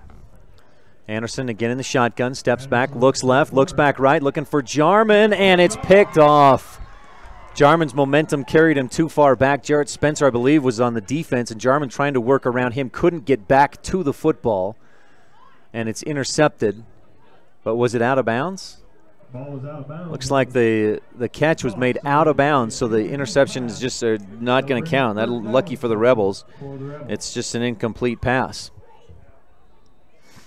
A third down and 6, a long 6. We'll just call it 7. Ball in the middle of the field. Anderson under center, brings Cook in motion, takes the snap, and gives right up the middle. Kenan Clark with a short gain, got inside the 10 to the 9, and now the Rebels have a 4th down and 4. Didn't look like Clark would have anywhere to go, but he picks up 3. Just 8 carries, or just 8 yards on 4 carries so far for Clark, as this Duchesne defense has been stout. 7 minutes, 10 seconds left in the first half. Rebels knocking on the door, trailing 7-0. 4th down and 4 at the 9. Look for a hard count here. Anderson, nope, he's going to roll to his right, looking to throw. He's got room, he's got time, throws in the corner, and Kaysen Trineri was there but couldn't hold on to it. He was standing right behind the pylon. The throw, the ball was there, but he was hit right as it came in, and the Rebels turn it over on downs. A good opportunity for Rich, like the play call, just couldn't quite convert it. And Duchesne will take over. 6:57 left in the second quarter. Duchesne from their own 9-yard line, leading 7-0. Good crowd here tonight. A chilly night in Duchesne, down around 45 degrees, and it'll plummet as the sun is well beyond the horizon. Give on the left side. Rebels stuff it. A gain of maybe 2 for Weston Polson. He gets out to about the 11, make it the 12-yard line, a 3-yard gain. Gain of 3 on the play. 2nd down and 7. Boy, every time you think you got Polson held to no gain, maybe 1 yard, he somehow works his way for a 3-yard gain. I had a coach in junior high who said, if we can get 3 yards on every play, we'll get a first down every 4th play. That's what Paulson will get you every time, at least 2-3 yards or more, usually more. Man in motion as Spencer keeps it himself on the right side, and the Rebels trip him up and bring him down. Ball pops loose, but it was after Spencer was down. Wyatt Weston dropped on it just to make sure. Spencer picks up a pair, a couple yards. He's at 3 carries for 2 yards out at the 14-yard line, a 3rd and 5. This will be big for the Rebels to get a stop here and try to have another crack at putting some points on the board before the half. Now, Rich will receive to start the 3rd quarter as they kicked off to start the game. But got to get a stop here. 5.5 left in this 2nd quarter, brought to you by T7 Propane and Woodruff. Spencer under center. Brings a man in motion, turns and gives, going left side to Paulson. He works his way out of everybody, and then more Rebels come, though. Boy, somehow he broke a couple of tackles, got out to the 16-yard line, and then Rich, 3 or 4 more guys. They flocked to the ball real quickly and held Paulson to a gain of 2. And now Duchesne, I would think, is in a punting situation, 4th and 3 from their own 16-yard line, but you never know. Under 5 minutes to go. They are lined up to punt this one away. Rebels will send 1 man back. That's Kenan Clark. And it's Polson calling for the ball, and he'll punt it away. Low line drive. Clark to his left. Bobbles it, drops it, then picks it up, and he's hit hard right at the midfield. It'll be a 1st and 10 as Clark held on to it. Nice kick coverage by, I believe, Kaysen Grant. Boy, he got down there in a hurry. That was a low line drive kick, and Grant, or it was Jaron Mortensen rather, my mistake, he got down there in a hurry. Great punt coverage by the Eagles. So the Rebels 1st and 10.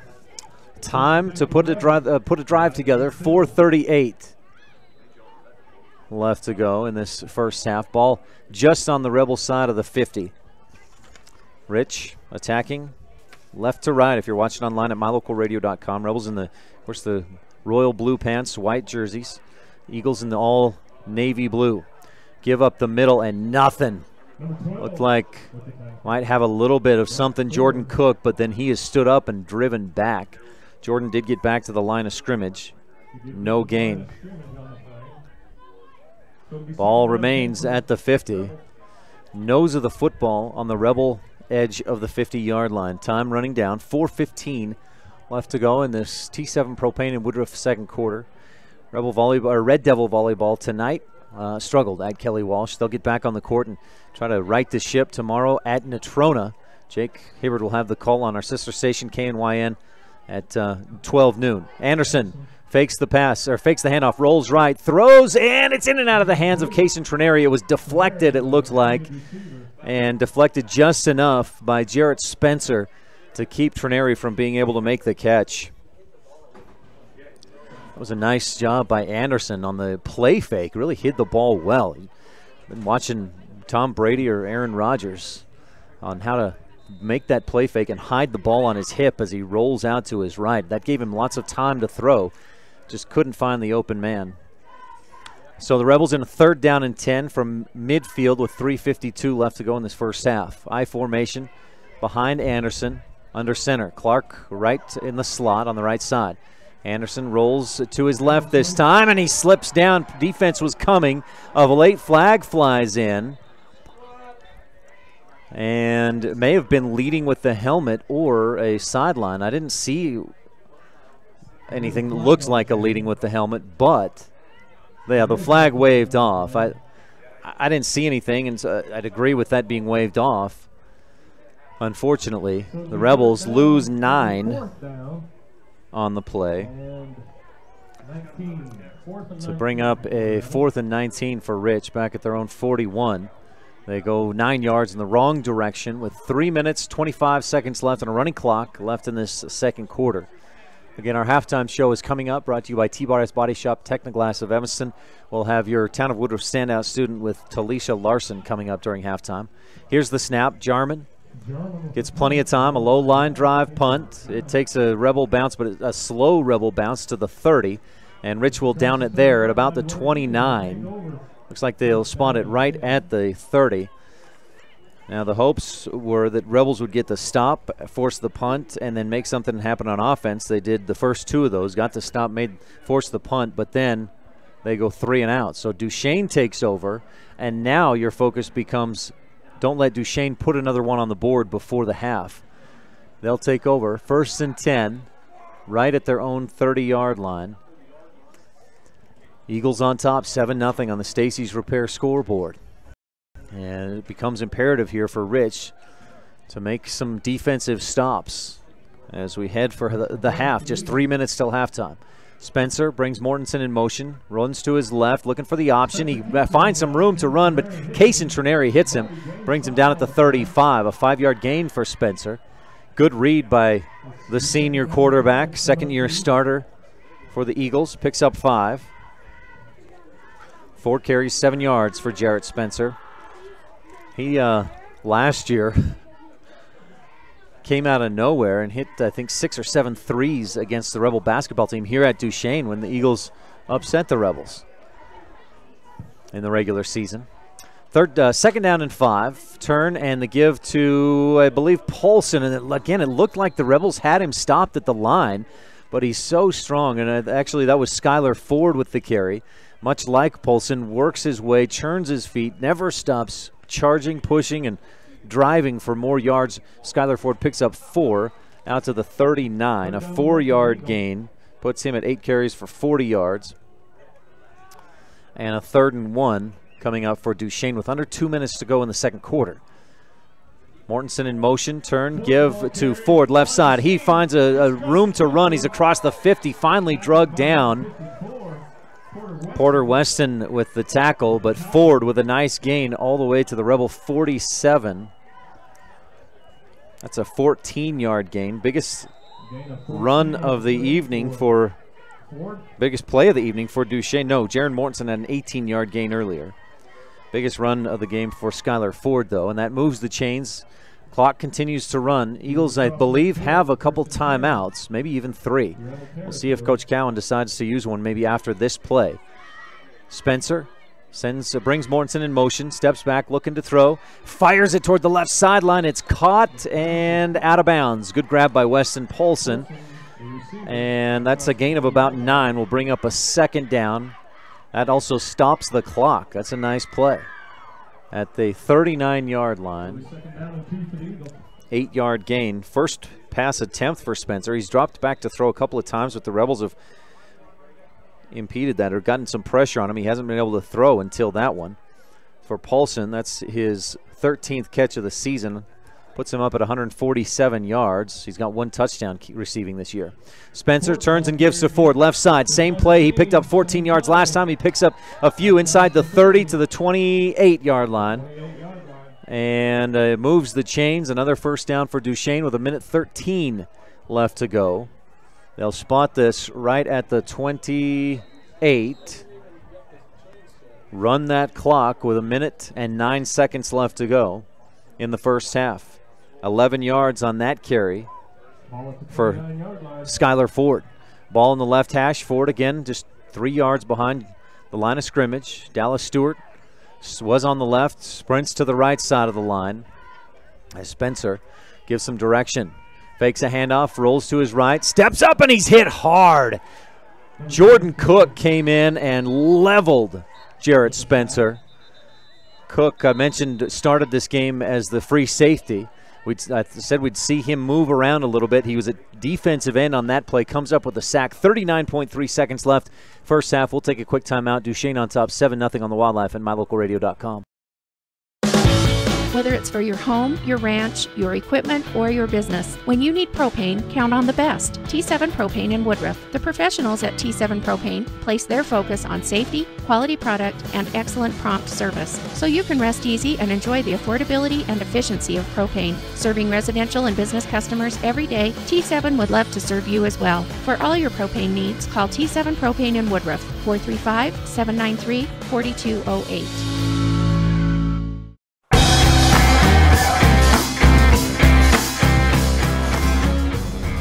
Back at Duchesne, 39.3 seconds left to go in the first half. Rebels have had, one opportunity. They got down to the Duchesne 9-yard line before turning it over on downs.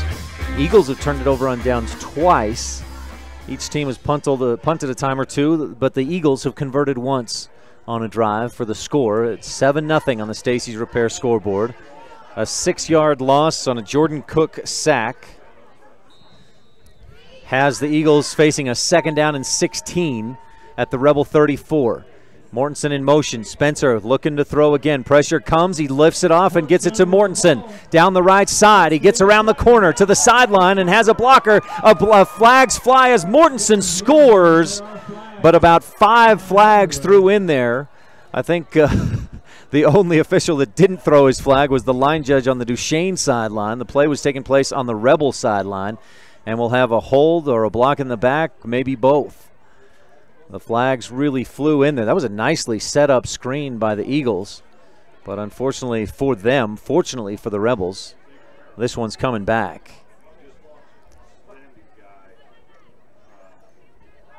Officials with a lot of discussion here. Our camera tonight is brought to you by Bear Lake Realty. If you're looking for beachfront, room with a view, maybe a secluded mountain retreat, visit BearLakeRealty.com or stop in Garden City. Personal foul against the Eagles. No indication exactly what the personal foul is. Had to have been a chop block or something then this year, or in that game. And so I believe then that's not marked off. Or is it walked off from the spot of the foul? That takes 6 points off the board and brings up a 2nd down. They spot it right at the 30, so a 2nd and 12 for the Eagles. The Rebel 30-yard line with 26 seconds to go. Spencer to his left, pitches it out there, and Nick Jarman with a quick hit on Jaron Mortensen. Mortensen has nowhere to go. Nice form tackle by Nick Jarman, the defensive end on the right side, and that's what you want right there from your containment. Eagles will take a timeout. We'll take another one as well. 18.6 seconds left. First half. Eagles on top, 7-0 on the Wildlife and mylocalradio.com.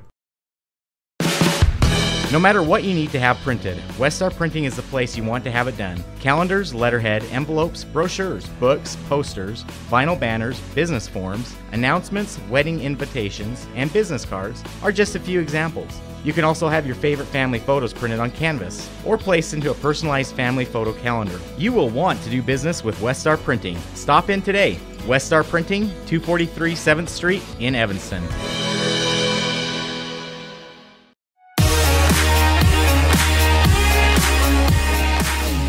Rebel defense needs to come up big another couple of times here and hold Duchesne out of the end zone. 18.6 seconds left to go in the first half.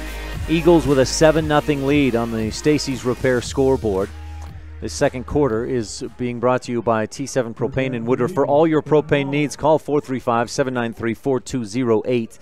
That's 793-4208. The ball back at the 36-yard line. That's a loss of 6 for Jaron Mortensen on the pitch out there. Nick Jarman with excellent containment. Played downhill containment and tackled Mortensen right as he got the ball. A third down and about 20 for the Eagles. Dallas Stewart wide on the left side. Spencer goes back looking to throw. Pressure comes. He gets a key block, steps forward, throws at the sideline, and Trineri steps in front with a nice play to tip that away from intended receiver Dallas Stewart. I'll tell you what, one of the Rebels, and I think it was Colton Hislop, was coming in, and he was just about to lay a big hit on Jarrett Spencer. Weston Paulson stepped up and made a great block to stop Hislop from making that hit. Spencer was able to find the time, throw, but misfired. And it's 4th down and 20 with 11.3 seconds to go in this first half. Rebels down 7-0. Eagles with the football at the Rebel 36-yard line. Ball in the left hash. Spencer in the shotgun. First time we've seen this tonight from the Eagles. One man on his right hip, 2 receivers right, 2 out left. Takes the snap, steps back, looks to throw over the middle. He's got his man. Weston Paulson makes the catch. He's hit and he's into the end zone. Touchdown, Eagles. They spread things out, and with 4.1 left to go in the second, the Eagles put another one on the board. Rebels just didn't get the coverage they wanted. Pressure came up the middle, but Spencer got rid of it just in time. A 36-yard touchdown pass from Spencer to Paulson. And what a nice toss by Spencer right in stride to Weston Paulson. He was running up the seam. The Rebels looked like they had the other 3 receivers covered, but did not get anybody on Paulson. So now Cade Lamborn will attempt the extra point.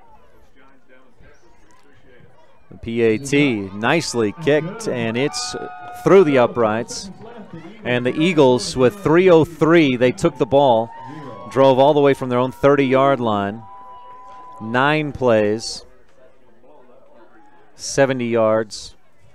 And what have we got left? 4.1 left in the first half. So 2 minutes and 59 seconds on that drive. And it's 14-0 Eagles with the lead.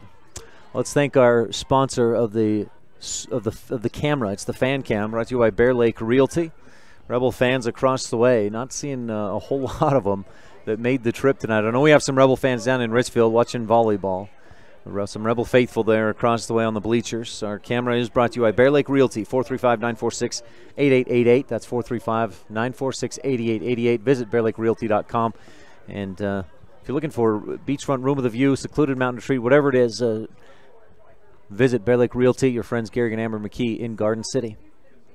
14-0 Eagles on top on the Stacy's Repair scoreboard. They'll kick this one away. Rich will get it to start the second half and look to find some offense. Lamborn to kick this one away. I'd expect a low squib type kick. It's a short pooch kick. It's on the ground. Rebels dive on it. Ball punched backwards, and the Eagles will pick it up as time expires. No, 0.1 second left to go. And will the Eagles take a knee or try to put one more on the board? That was almost like an onside kick, and the Rebels just muffed it. Eagles take over with 0.1 second left to go from right at midfield.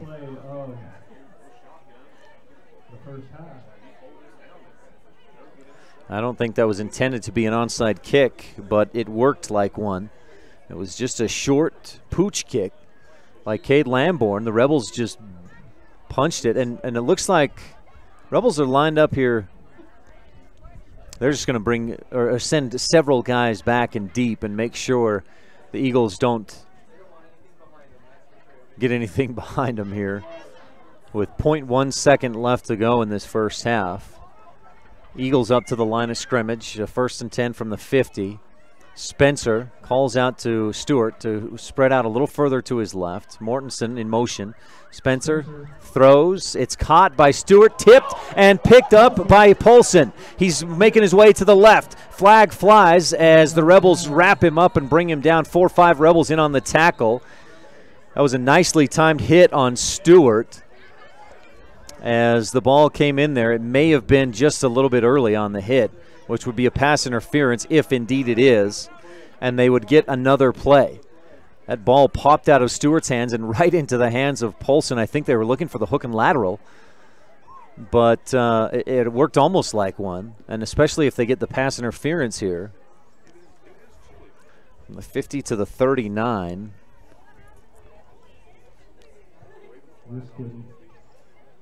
We'll see what they call this. They may have just waved the flag, and not sure what the officials decided, but they say it's halftime. 14-0 Eagles with the lead on the Stacy's Repair scoreboard. They punched one in with 4.1 seconds left to go in the second quarter, which has been brought to you by T7 Propane in Woodruff. For all your propane needs, call 435-793-4208. That's T7 Propane in Woodruff. We'll take a quick break. We'll be back with the halftime show brought to you by T-Bar-S Body Shop, Technoglass of Evanston. First half highlights will be brought to you by Rich County. That's coming up when we return here on KADQ. Again, 14-0 Eagles on the Stacy's Repair scoreboard. They lead at home. This is Rich Rebel Sr. Trace It Away with live coverage of Rich High School football on Rebel Radio, KADQ FM 98.3, and online at mylocalradio.com. Hi there, Craig Dearden with Castle Rock Chevrolet right here in Evanston. Of course, it's about finding you that perfect vehicle, but at Castle Rock, it's about a lot more. It's using our experience to get you the best rate. We will get you the vehicle that you've always wanted. It's about knowing your vehicle is in the right hands. Throughout the buying experience here at Castle Rock Chevrolet, we're here for you. If you're ready to buy a new truck, come to Castle Rock. Auto Farm Castle Rock Chevrolet. We're a different kind of dealer. When it comes to parts and service, don't rely on anyone other than the team at Cash Honda Yamaha in Cache Valley. The professional mechanics and parts department team have the experience to help you with whatever you need. When you need to add a winch, get an extra belt or spark plugs, winterize, repair or replace tires, or have a rebuild, they can help. Whatever you need, gift ideas, parts, accessories, or a great mechanic, you'll find it all at Cache Honda Yamaha in between Logan and Smithfield on Highway 91. Your vehicle represents one of the major investments you'll make in your lifetime. If you have an accident, large or small, take care of your investment with a professional team that understands the value of your vehicle. T-Bar-S Body Shop and Technoglass of Evanston has been repairing and restoring vehicles to just like new condition for over 7 years. Don't trust your investment to just anyone. Let T-Bar fix your car. T-Bar-S Body Shop and Technoglass of Evanston. Stop in today for a free estimate. 515 County Road. If you're looking for live local sports, local news, weather, live classifieds, and free photo downloads, search no more. MyLocalRadio.com has what you want. Watch your teams live or browse the tens of thousands of photographs of Wyoming, Utah, and Idaho high school events, from speech and drama competitions, rodeo, an array of different athletics, activities, community events, and so much more. Visit MyLocalRadio.com today and find what you're looking for.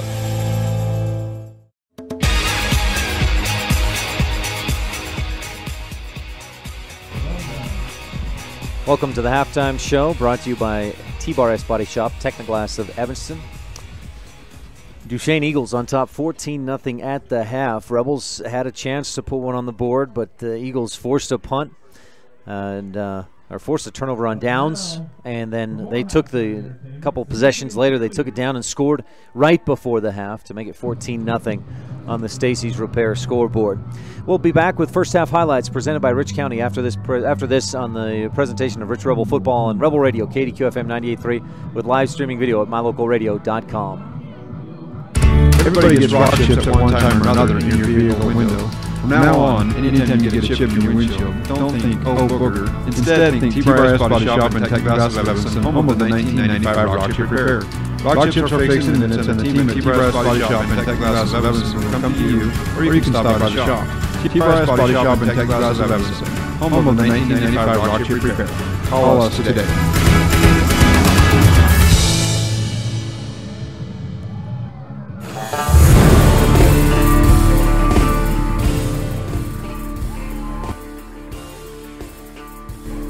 Welcome back to the halftime show. Again, presented by T-Bar-S Body Shop, Technoglass of Evanston. Let T-Bar fix your car. Let's take a look at some first half highlights presented by Rich County. Rebels with a championship cause. Rebels did a nice job part of the time defensively. Duchesne's opening drive ended with a turnover on downs at the Rebel 29-yard line. Rebels went 3 and out. Then Duchesne put together a nice drive, 8 plays, 50 yards, 3 minutes, 18 seconds, and Weston Polson scored from 2 yards out to make it 7-0. Rebels went 3 and out on their first 2 possessions, then forced a turnover on downs and took advantage of that to get down to the Duchesne 9-yard line. A big part of that was a 34-yard pass and catch from Jared Anderson to Cameron Calder, maybe one of the prettier passes we've seen this season completed to a Rebel. But Rich could not take advantage after that as the drive, that pass and catch gone down to the 15-yard line, then ran a couple plays, got down to the 9 before stalling out and turning it over on downs. Rebel defense stood strong, then Duchesne stood strong on defense, and then Rich allowed Duchesne to march it downfield, 9 plays, 70 yards, 2 minutes 59 seconds, and Duchesne punched it in again. It was a 4th down and I think 16 yards to go, 4th and 20 maybe. And Duchesne, Jared Spencer finds Weston Polson over the middle, running the seam, and Polson makes the catch, runs into the end zone for the score with 4.1 seconds left in the first half, and the Eagles lead 14-0 on the Stacey's Repair scoreboard here at the half. These first half highlights are brought to you by Rich County, Rebels with a championship cause. Some stats, boy, they're not pretty right now. The Rebels with 34 yards through the air. Anderson has been sacked twice for 18 yards back, and Rich with just 11 rushing yards. Kinnan Clark with 8 of those. Jordan Cook 1, Jared Anderson 2. Rebels just have not been able to get anything going on the ground. If you factor in those yards lost because of sacks, the Rebels have 27 yards of offense in that first half. Eagles, though, much better. Their passing game has not been prolific, just 8 yards through the air because the Rebels have sacked Jarrett Spencer twice, but 150 yards on the ground. Skylar Ford with 65 yards rushing, Weston Paulson with 51, Jaron Mortensen with another 26. And that's the biggest difference right now in this game is, of course, Duchesne's ability to finish their drives, and then the running game. Again, Rich with just 11 rushing yards, the Eagles with 150. We'll take a quick break. We've got your standout student coming up, brought to you by the town of Woodruff. These first half highlights have been brought to you by Rich County Rebels with a championship cause. We'll be back on the T7 Propane, or the T-Bar-S Body Shop Technoglass of Evanston halftime show, and we'll have the town of Woodruff standout student Talisha Larson when we return on the Wildlife and MyLocalRadio.com. Woodruff, Utah has a long pioneer history with a post office that has been in operation since 1872. Woodruff was named after Wilford Woodruff, the 4th president of the Church of Jesus Christ of Latter-day Saints, and is home to the Woodruff Steakhouse, a former Latter-day Saint office building that is listed on the National Register of Historic Places. Our rich pioneer heritage is reflected in all our students by their hard work and commitment to excellence in the classroom and in their sports.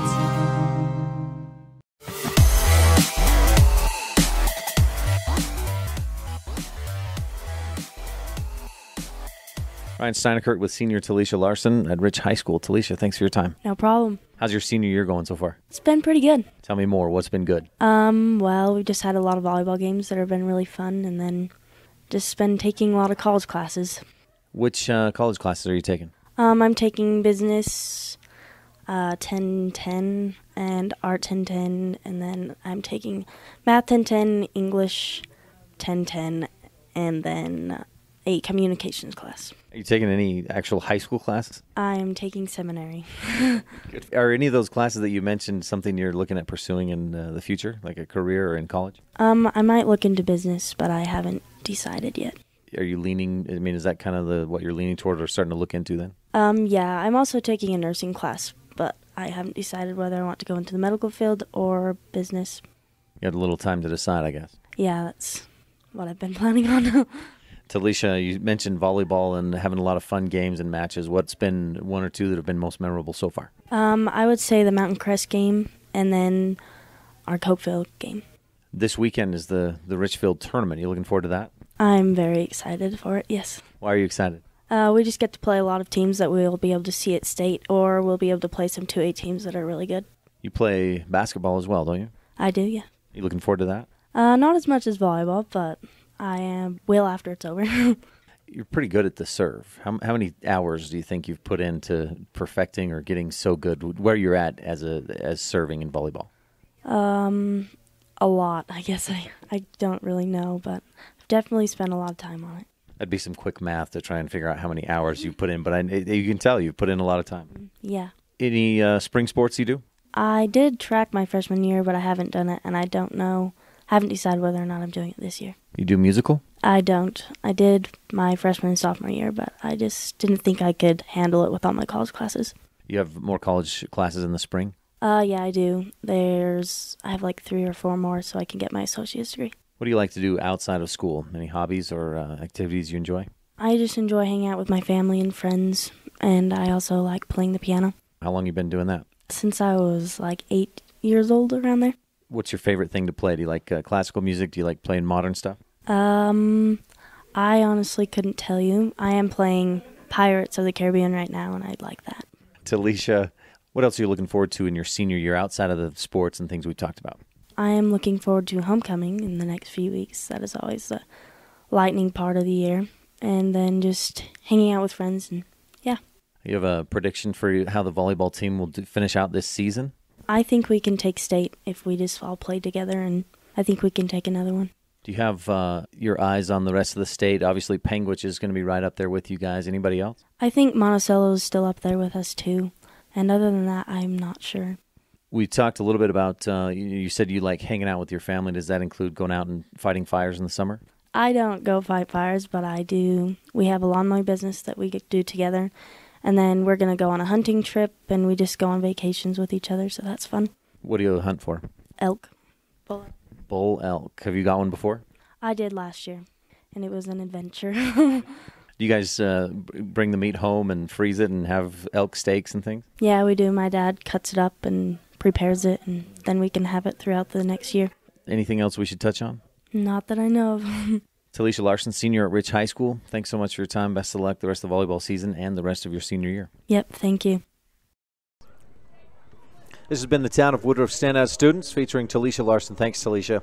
We're getting ready for the Town of Randolph third quarter. That's coming up in a few minutes on this presentation of Rich Rebel Football on KADQ FM 98.3, and you can watch online at mylocalradio.com. When you need body work or a windshield replacement, it can be as simple as dropping your vehicle off and picking it up a couple of days later. T-Bar Body Shop and Technoglass of Evanston works directly with your insurance company to save you time and hassle. We know it isn't convenient to have a vehicle in the shop. That's why we work hard to repair and restore as quickly as possible to get you back on the road. Make it hassle-free. Let T-Bar fix your car. T-Bar Body Shop and Technoglass of Evanston. Stop in today for a free estimate. 515 County Road.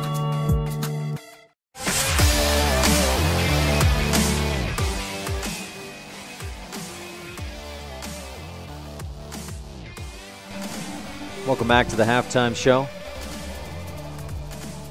It's brought to you by T-Bar Body Shop, Technoglass of Evanston. Let T-Bar fix your car. That first half, Duchesne with 150 rushing yards, the Rebels with 11. Rebels have got to find a way to make things, find some success on the ground. They just did not have any in that first half. Let's take a look at some scores real quickly around the state and other 1A teams in action. Layton Christian blew out Altamont earlier today, 32-8. Here at the half, again, it's Duchesne leading 14-0. Kanab late in the second quarter, near halftime, leads at Milford 12-7. And Parowan currently in the process of a blowout win at Monticello, 33-0. Parowan on top, asserting their dominance down south. Of course, they'll play Kanab and Milford in the coming weeks. I'm looking at the Richfield tournament schedule for tomorrow. Rebels tonight, or today I should say, today and tonight, beat Millard, South Sevier, and Carbon. So the Rebels go 3-0 in their pool play today at the Richfield tournament in volleyball. And Rich is the number 1 seed out of Pool D. That puts them as a 2-team in Pool F for tomorrow morning's championship bracket play. And Rich plays first off the bat against A2, which is likely Emory or Beaver. And that'll be at 9:30 a.m. So our pregame will start at 9:15 tomorrow morning right here on the Wildlife and mylocalradio.com. I'm not sure who the Rebels play at this point, but it will be at 9:30. And we'll have all the coverage right here on the Wildlife, and you can watch live at mylocalradio.com. Again, here at the half, the Rebels trail 14-0 on the Stacy's Repair scoreboard. Rich with just 27 yards of offense in that first half. Jared Anderson, 105 through the air for 34 yards. Had a couple of passes that were near or right in the receiver's hands that they just couldn't hold on to.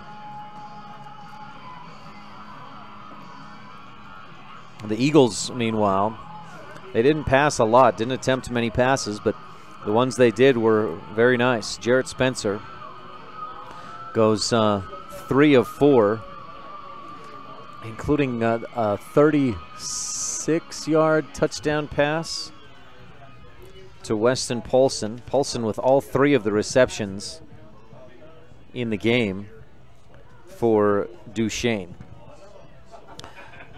And as I mentioned, Spencer 3 of 4. 19 plus 36 is 55 yards through the air. The bigger problem for the Rich Rebel defense was what the Eagles did on the ground. Again, Skylar Ford 65 yards on 10 carries. Weston Paulson 51 yards on 9 carries. And Jaron Mortensen, most of his came on 1 carry of 18 yards, but 4 carries for 26. And Rich has got to find a way. So far, not winning in the trenches. The Rebels with just, let's see, 3, 4, 7, 8, 9 running plays for a total of 11 yards. They just haven't had the ball much. Duchesne dominated time of possession in that first half. The Rebels' possessions went 3 and out, 3 and out. Then they put together a 7-play drive that got down and stalled at the Duchesne 9, and then a 3 and out and a muffed kick that was not really an onside kick, but kind of turned out that way, and Duchesne came up with the ball. That was right at the end of the first half. Rich will get it to start the second half. Your halftime show has been brought to you by T-Bar S Body Shop, Technoglass of Evanston. Let T-Bar fix your car. Our standout student was presented by the town of Woodruff, Mayor Bo Holman, council members Hugh Holman, Audrey Jessen, Raymond Franson, and Millie Bradshaw, along with clerk Lisa Bell. Bear Lake Physical Therapy kickoff coming up to start this second half. Rebels would really love to put together a nice drive and finish with a pro physical therapy touchdown, which would be brought to you by physical therapist Dr. Tallis Clark, and followed up with a Rich County 4-H extra point. That's what we need from the Rebels. Jordan Cook and Kenan Clark back deep to return. Bear Lake Physical Therapy kickoff to start the second half coming up here in just a moment. Duchesne leads 12-0, or 14-0 rather, on the Stacy's Repair scoreboard. And Rich will have it to start this second half. Of course, if Lamborn does another pooch kick, the Rebels better do a better job of falling down on it.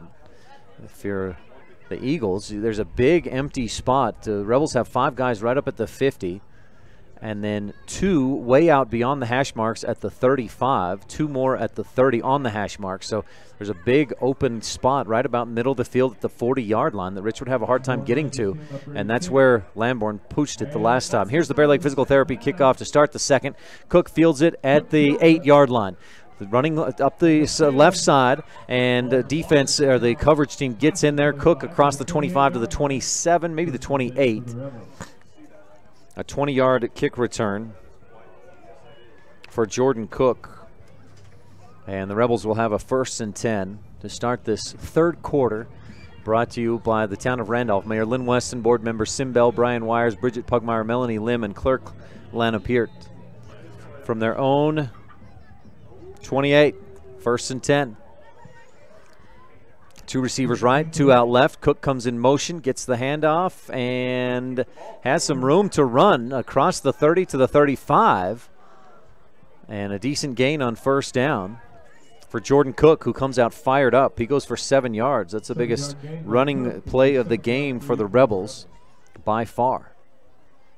7 yards. Cook up to 8 yards on 3 carries.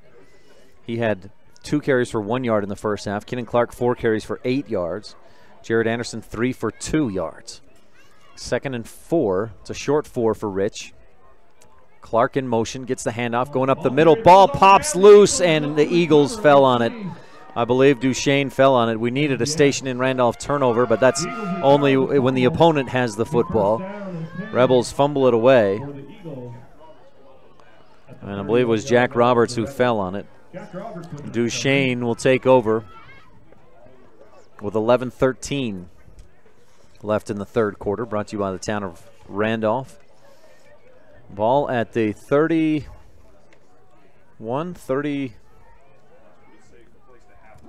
at about the 31-yard line of Rich. Good field position for the Eagles, who don't need that help. So far in this game, they're up 14-0. Jaron Mortensen in motion. He gets the handoff, running to his left, cuts upfield, tripped up, and just brought down by Nick Jarman at about the 25. A gain of 5, maybe 6 yards for Mortensen on the carry. They'll spot it right at the 25-yard line. So that is a 6-yard gain for Mortensen, who's up to 32 yards on 5 carries. Good blocking on that left side. Jarman fought through it, wrapped up Mortensen from behind, and just got enough of him to trip him up and bring him down. Rebels with 8 in the box as Weston Polson goes in motion. He gets the handoff around the right side, some room to run. He got a nice block around the corner, keeps his feet, drives forward, and he's close down to about the 5-yard line. Weston Paulson, such a hard runner, and Rebels having a hard time bringing him down. He gets down around the 6. But I thought I saw a flag fly in, and we may have a hold or block in the back. The officials discussing things, and the Rebels walking back toward where the line of scrimmage was. It is a block in the back on Duchesne. So that'll, from the spot of the foul, that was clear up near the 15-yard line, so it'll be a 2nd down again, and it'll push him back. Let's see, they'll spot it at the 26, so they lose 1 yard on the penalty because it is from the spot of the foul. That's just the 2nd penalty of the game against the Eagles. The Rebels called for just 1 penalty so far, knock on wood. 10 minutes, 20 seconds left to go. Town of Randolph third quarter, and the Rebels trail 14-0. Duchesne knocking on the door at the Rebel 26, 2nd down and 4. Spencer under center. Ford behind him. Polson in motion. Fake the Polson. Give to Ford. Up the gut. And a short gain. It may be enough for a 1st down near the Rebel 22. I think they'll be just shy. A 3-yard gain for Ford up the middle. To the 23. 3rd and 1. Just inside the 23-yard line. Again, the Eagles on top, 14-0. And with the football, Rebels started this half with the football, but fumbled it away at their own 35. Spencer sends a man in motion, turns. He's running the option. He cuts upfield, room to run. Jarman chases him down and wraps him up and drags him down at the 15-yard line. A nice run for Mortensen on a 3rd and 1. Mortensen, or not Mortensen, but Spencer gets down to the 15-yard line. That's an 8-yard gain for Spencer on the run. He's got quick feet running that option out to the left side and saw the hole, took it, 8 yards, moved the chains. Ball near the left hash, a 1st and 10 for the Eagles at the Rebel 15. Skylar Ford in the backfield. Polson on the left wing, Mortensen on the right wing. Mortensen in motion, right to left, turn, give, then give the other way to Polson, and the Rebels don't fall for that trap or misdirection. They bring Polson down at the line of scrimmage. Good gang tackling, and the Rebels with good assignment defense. Kenan Clark, I think, on the tackle. Polson picks up maybe half a yard. He's at 10 carries for 52 yards in the game. Near the 14, a 2nd down and 9 for the Eagles. 8.5 left to go in the third quarter. Again, brought to you by the town of Randolph. Make sure to stay tuned for our Epic Recreation post-game show, the Jimmy John's Freaky Fest recap, and the Reese Land and Livestock Sports Update. Mortensen again in motion. Give up the middle to Skylar Ford, and the Rebels wrap him up. Wyatt Weston, I believe, was the one that wrapped him up from behind as Porter Weston stopped him from the front. Wyatt pulled him back. Ford picks up about 2 to the 13. He's up around 70 rushing yards in the game. They'll spot it just outside the 12. Bringing up a 3rd down and 7. Last 2 carries have been for 1 and 2 yards for the Eagles. Rebels need a stop here. Eagles on top 14-0. Dallas Stewart wide to the left. Rebels in man-to-man coverage on him. Spencer steps back looking for Stewart. Heaves it for the end zone, and Trenary steps in front, picks it off. He's going to try to take it out to the 5, to the 10, on the right sideline, out to the 12, maybe the 14-yard line. Kason Trenary with the interception. His, I believe, 3rd of the season. And good coverage by Trenary. If Spencer gets that one a bit higher, it maybe gets to Dallas Stewart, but Rebels get the stop they needed. 1st and 10 from the 14. So Rich will take over 1st and 10 from their own 14-yard line. 7:32 left in the third quarter. Rich turns, Anderson gives and turns and gives up the middle. I believe it was Aaron Smith on the carry. His first carry of the game. Aaron came in averaging just 3 yards per carry, 41 carries for 132 yards. That one goes for 3 yards out to the 17. Wind picking up here. It's been windy all afternoon and evening, and it seems to be picking up, getting a little bit stronger tonight. 2nd down and 7 for Rich. Anderson turns up the middle. He gives to Clark. Had a nice big Saby Trucking offensive line hole initially, but it was closed in a hurry. And Clark gets out to the 20. A 3-yard gain for Kinnan, who's at 5 carries, 11 yards. And boy, the last couple of weeks have been much kinder to Kinnan Clark. Again, 100 yards against Milford, 89 yards against Parowan. Even last week, 49 yards on 13 carries against Kanab, but Duchesne's defense has been extremely stingy. 3rd down and a long 4 for Rich. Ball at the 20-yard line. Anderson under center, Smith behind him, Jordan Cook in motion. Snap, Anderson keeps it himself, spins away from one tackle, drives forward, can't quite get past the second tackler. Gets out near the 21, maybe the 22. Will bring up a 4th and 2. Yep, Anderson picked up 2 yards to the 22, and Rich will be in a punting situation deep in their own territory. The defense of Duchesne not giving up any room, especially there in the middle. Rebel running game has just 23 yards in the game rushing, and that's a credit to the Duchesne defensive line and linebackers. They have stuffed everything the Rebels have tried to do on the running game. Jarman back to punt this one away. Jaron Mortensen back at about his own 40, looking for the return. Jarman gets off a nice line drive punt. Mortensen fields it, but drops it, and Clark picked it up. It's still on the ground, still loose. Clark had it. Mortensen stripped it away from him. There's a scrum for the football. This would be a big break for the Rebels if they could come up with this ball. It would be right around the 40-yard line of Duchesne. The officials start to pull away from the pile. No indication yet one way or the other. It is Duchesne football. Darn it. Would have been a nice break for the Rebels. Rich with a 3-and-out. Again, 5:19 left in the third quarter. Brought to you by the town of Randolph. Eagles will take over at their own 38. Clark, his momentum was carrying him through. If he'd have been slowed down a little bit, it could have just dropped on that ball, but his only option was to try and scoop it up and then fall on it. And by the time he did that, I think Mortensen was able to strip it back away and then come up with it. Polson in motion. Spencer pitches out to the right side for Weston. He's down the sideline, and the Rebels able to knock him out of bounds. It was, I'm trying to see, Cameron Calder on the tackle. Polson picks up about 9. He went out of bounds. Calder hit him out of bounds right at the, and they knocked over the first down marker on the chain gang. It's a 9-yard gain for the Eagles out to the 47. Polson with 9 yards. He's at 61 yards on 11 carries in the game, close to 6 yards per carry. Spencer under center. Same formation with Stewart on the left side. Ball in the right hash as he's running the option. Cuts up field. Rebels looking for containment, and Jarrett Spencer keeps it himself across the 50 to the Rebel 45-yard line.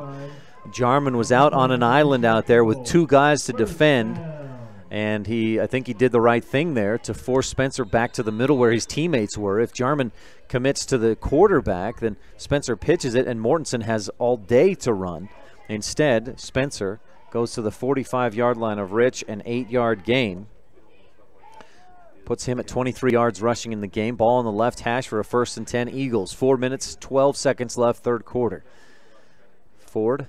Nope, that's Polson in the middle behind Spencer. He gets the handoff up the middle, a dive right up the gut, and not much room to run. Half a yard gain for Polson. Good defensive stop by the Rebel D. We'll count that as no gain. 2nd down and 10 for the Eagles. 14-0 on the Stacey's Repair scoreboard. Eagles scored on their 2nd possession of the ball game. And then they scored with 4 seconds left in the first half. A 36-yard touchdown pass from Jarrett Spencer to Weston Polson. Made it 14-0. With the football, the Eagles, a full moon out across the field on the east side. Spencer takes the snap, rolling to his right. Pressure comes. He gets rid of it, throws. Calder was in the area. He was the only one that had a chance at it. And good coverage in the secondary. And I think there must have been a wrong route run, or Spencer threw it to the wrong spot. Nobody was there for the Eagles. Spencer now 3 of 6 for 55 yards, 1 touchdown, 1 interception in this game. Brings up a 3rd and 10 for the Eagles. I'd wager if they pick up 3 or 4 of that 10 yards, then it's 4-down territory. If the Rebels can hold them to 1 or 2 yard game, then Rich might, or maybe no yards, then we might see Duchesne punt it away. Man in motion. Spencer turns, gives to Polson up the middle. He's wrapped up, brought down. He was able to fall forward to the Rebel 41, maybe the 40. Close to 5 yards on the carry. The official picks it up and puts it right down at the 40. So 5 yards for Polson. Rebels had him wrapped up right at the line of scrimmage. Somehow he worked his way forward for 5, and Eagles will go forward on 4th and 5. Again, the man in motion. Fake the handoff to him. He comes back to right behind Spencer. Nope, back to the left side, and now Coach Cowan calls for a timeout. Looks like Duchesne wanted to go for a hard count and see if they could get the Rebels to jump. Rich did not, and the Eagles take a timeout. We'll take a quick one as well with the Eagles on top 14-0 in the third quarter on the Wildlife and MyLocalRadio.com. Randolph is located near the geographic center of Rich County, Utah, on a high plateau with an average elevation of 6,300 feet. The first group of settlers, led by Randolph H. Stewart, camped on a knoll south of the present town site on March 14, 1870. Randolph is a town of extremes, from 90 degrees in the summer to minus 40 in the winter. The folks who live here are also extreme, extremely loyal, extremely friendly, and extremely supportive of our youth. Good luck to all the Rich Rebels this year from everyone at the town of Randolph.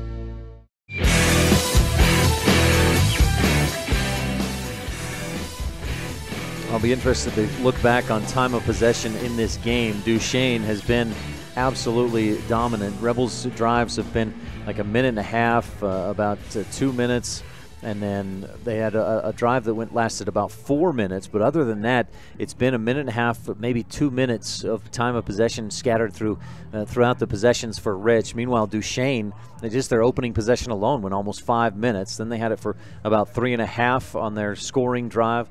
Another 3-minute scoring drive to end the first half. Duchesne with the football on a 4th and 5, 2:46 left to go in the third quarter. And the Eagles on top 14-0. Jarrett Spencer looking to the sideline, looking for the play. They wanted to get the teams out there, see what the Rebels would line up in, and then figure out what the play was. So they finally get it. Spencer communicating with his team. And now he's up under center. Mortensen in motion. Here's the snap. Give up the middle. Polson with the ball. Rebels wrap him up and bring him down, and they stuff it. Porter Weston fired up. He comes up celebrating after that nice wrap-up. He plays the linebacker. He's got up in there and stuffed Polson. That's a 1-yard gain. Puts Polson at 68 yards on 14 carries, but a turnover on downs gives the Rebels the football with 2:40 left to go. Third quarter.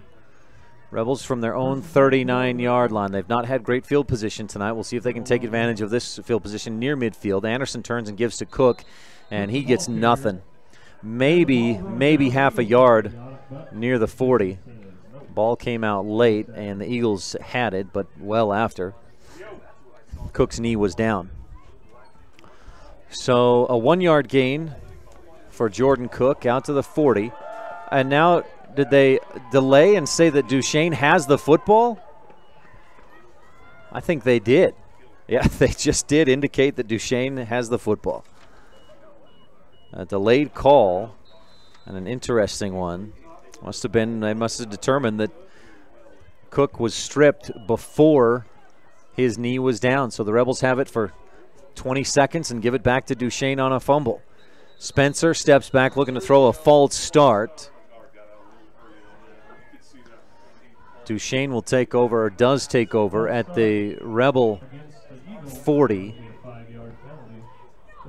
And Rich having a hard time.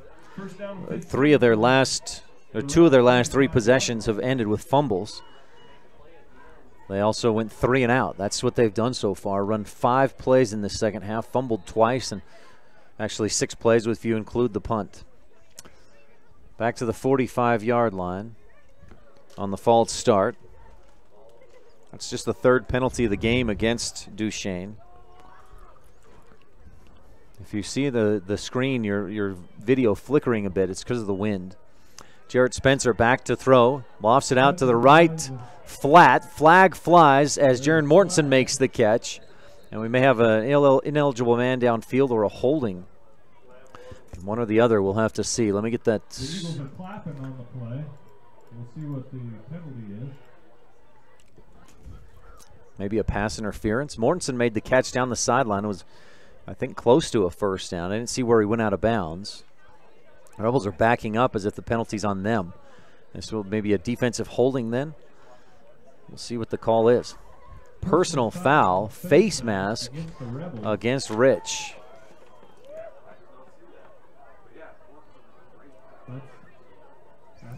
So tack it on to the end of the run, or end of the play. 15 yards puts the Eagles down at the 16-yard line. It'll be 1st and 10 for the Eagles at the 16-yard line. So it was a 14-yard reception for Mortensen. And then 15 yards on top of that.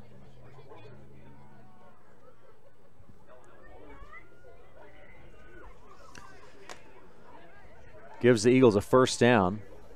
1st and 10 for the Eagles. At the Rebel 15, Rebel 16-yard line. Man in motion, Spencer takes the snap and gives up the middle, and this time nowhere to go. The ball carrier. Aaron Smith got in the backfield and hit Ford, knocked him down for no gain, maybe even a loss of a yard. It's the first rushing attempt for minus yardage, negative yardage, other than Jarrett Spencer had one run for -5. And Jaron Mortensen one for -6 earlier. So back to the 17-yard line, a 2nd down and 11. Eagles with the football. Polson on the left side. Spencer takes the snap, rolls left, steps up away from the pressure, but he can't get away from the defense. He's wrapped up and brought down. And it was Aaron Smith again getting into the backfield. Let me see if I can get this connection a little bit better so we stop flickering on our video. Got a lot of wind, and that's causing us some issues. Mortensen, or rather Spencer, lost about 2, about the 18-yard line. It'll be third and about 13. Third sack of the day for the Rebel defense. Spencer under center, turns, running left, looking for the option. He pitches it to Mortensen, left side, down the sideline. He dives. He stepped out about the 7. Wow. That's a generous spot. He stepped out closer to the 5 as he planted to dive. They give it to him clear down about the 3. It's a very nice spot for Duchesne. And a 15-yard run for Jaron Mortensen. His yards have come in chunks. He's got an 18-yard run. That one for 15 puts the Eagles down inside the Rebel 5. First and goal from the 3-yard line. First and goal for the Eagles. Leading 14-0 on the Stacy's Repair scoreboard already, looking to extend that lead. Spencer under center. Mortensen in motion and running the option. He's drugged down from behind. Colton Hislop, I believe, was the tackler. Yeah, Colton Hislop got into the backfield and brought him down back, brought Spencer down back at the 5, maybe close to the 6. We'll say the 5, so a loss of 2. Rebels need 3 more big plays here to keep Duchesne out of the end zone. With 17 seconds left in the town of Randolph third quarter, Eagles probably run one more play here unless they score or an incomplete pass stops the clock. Turn, give to Polson left side. He keeps his feet, breaks a tackle, and he's in. Weston Polson with his second rushing touchdown of the day. 2.2 seconds left, and I said Polson. It was actually Ford with the carry. A strong run by Skylar Ford.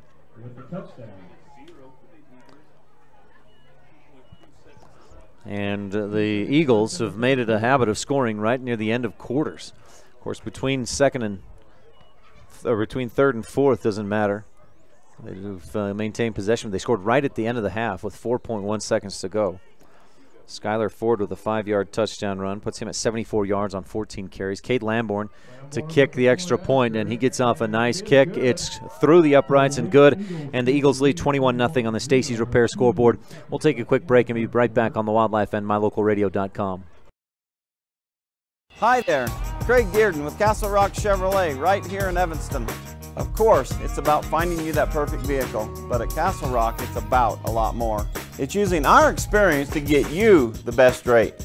We will get you the vehicle that you've always wanted. It's about knowing your vehicle is in the right hands. Throughout the buying experience here at Castle Rock Chevrolet, we're here for you. If you're ready to buy a new truck, come to Castle Rock. Auto Farm Castle Rock Chevrolet. We're a different kind of dealer.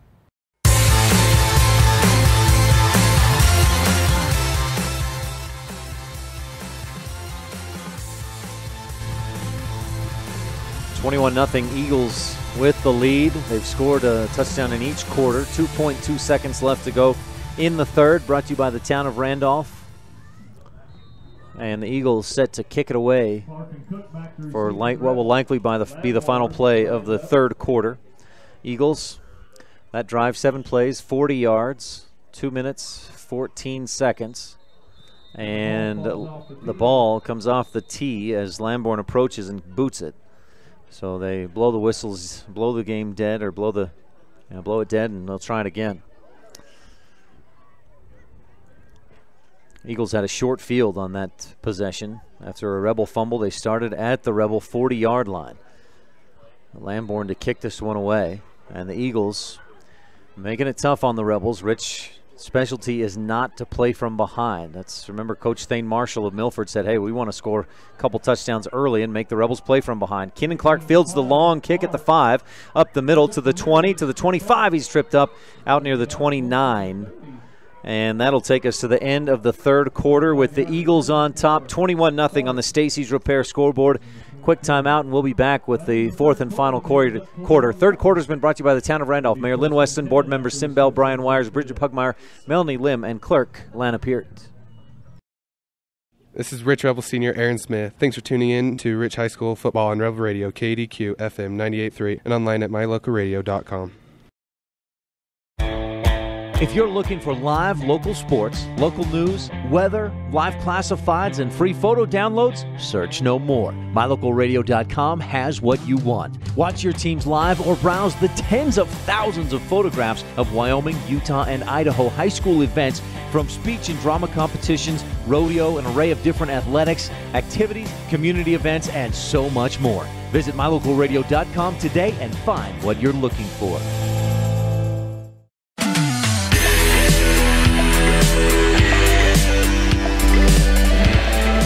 Welcome back to Duchesne. The Eagles scored once in the first, once at the end of the second, and again at the end of the third quarter.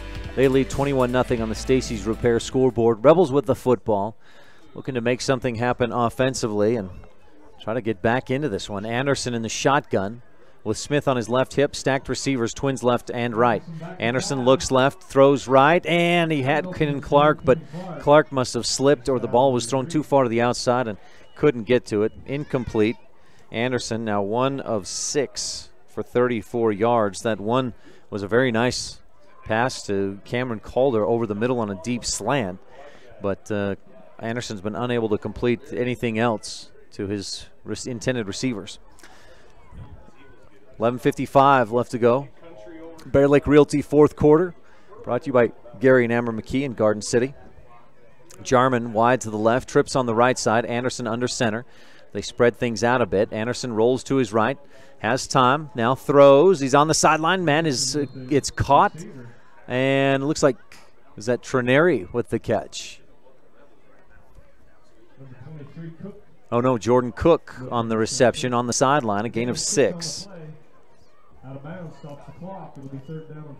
So Anderson now 2 of 7 for 40 yards. Cook's first reception of the day. He's got 5 receptions for 83 yards on the season. Out to the 35-yard line, and Rebels need to get a first down and move the chains here. Trailing 21-0 with 11:48 left to go in the ball game. Bear Lake Realty fourth quarter. Trips to the left side as Anderson's up under center. Takes the snap, rolls to his left, has protection, waits, now throws. He's got Huffner, who makes the catch at the 45, down and tackled at the 43, but a flag was down, a couple of flags down, and I think we'll have this one come back. This is probably going to be a holding penalty. It was a nice catch by Huffner, but Anderson, good patience back there. He knew he had some time and made a nice throw, but unfortunately I think this one's coming back. It is a hold against Rich. That's just the third penalty of the night against the Rebels, and it'll negate what would have been a first down and an extra about 15 yards. See if we can get some updates on scores tonight. Layton Christian had beat Altamont tonight 32-8. Kanab was leading Milford at the half, and they're on top in the third quarter 18-9. Parowan blowing out Monticello 47-0. Yikes. So the 10-yard penalty puts the Rebels back at about the 23-yard line. Anderson rolling to his right on a 3rd and long. Looking, now heaves it down the sideline for Huffner right near the first down marker, but out of bounds. And Rich will be forced into a punting situation. 4th down and long for the Rebels. Back at the 21 is where they spotted that ball. That was a long penalty. The line of scrimmage was the 35, so that's a 14-yard hold penalty, because it occurred in the backfield, apparently. So Jarman lined up to punt. Rebel offense can't get things going. Jarman pulls down a high snap, gets off a real nice long line drive punt, bounces at the 30, a Rebel bounce to the 20. The ref kicks it at the 15, and Kenan Clark downs it at the 14. That official wanted to help the Rebels out, and then gave the ball a little boot and then took a yard away on the down. And Clark picked it up at the 14. He'll spot it at the 15. So Duchesne takes over with 11:20 left to go in the Bear Lake Realty fourth quarter. Rebel volleyball today beat all of their opponents, Carbon, Millard, and South Sevier. Rebels #1 team out of that pool, and I believe, if I'm looking at the schedule correctly, waiting for an update from Coach Cindy Stewart to make sure I'm right on this and to find out who the Rebels will play. But I believe Rich will will play first thing in the morning, 9:30. Our pregame will start at 9:15. Spencer under center. Rebels showing some pressure up the middle. He'll turn and give up the gut. I believe it's Ford out near the 17 before the Rebels stood him up and pushed him down. And a short gain was Skylar Ford with a short gain. Eagles on top, 21-0. Rebels facing the reality of dropping to 1-6 this season. But if Rich can beat Layton Christian next week and Altamont the following week, they would be able to still host a first-round playoff game. That's pending the finish of this game. Jarrett Spencer rolling to his right, looking to throw, nobody to go to, and he's shoved hard out of bounds by Jordan Cook. And he lost a couple, I believe, or no, did he gain a yard or two out near the 18? We'll see where they spotted. I think they did lose a couple back to the 15. That's what I thought. The PA man said he gained a couple, but so that threw me off. But back to the 14, a loss of 3. Puts Jarrett Spencer at 8 carries for 18 yards in the game. He's been sacked 3 times for -13. But hasn't hurt the Eagles. They lead 21-0 on the Stacey's Repair scoreboard with 10:34 left in the Bear Lake Realty fourth quarter. 3rd down and 11. Eagles face their own 14-yard line. Mortensen in motion. He gets, Spencer. Mortensen did get the football. Goes around the left side, picks up a few out near the 20, but the Rebels contained him well, brought him down. Porter Weston on the tackle.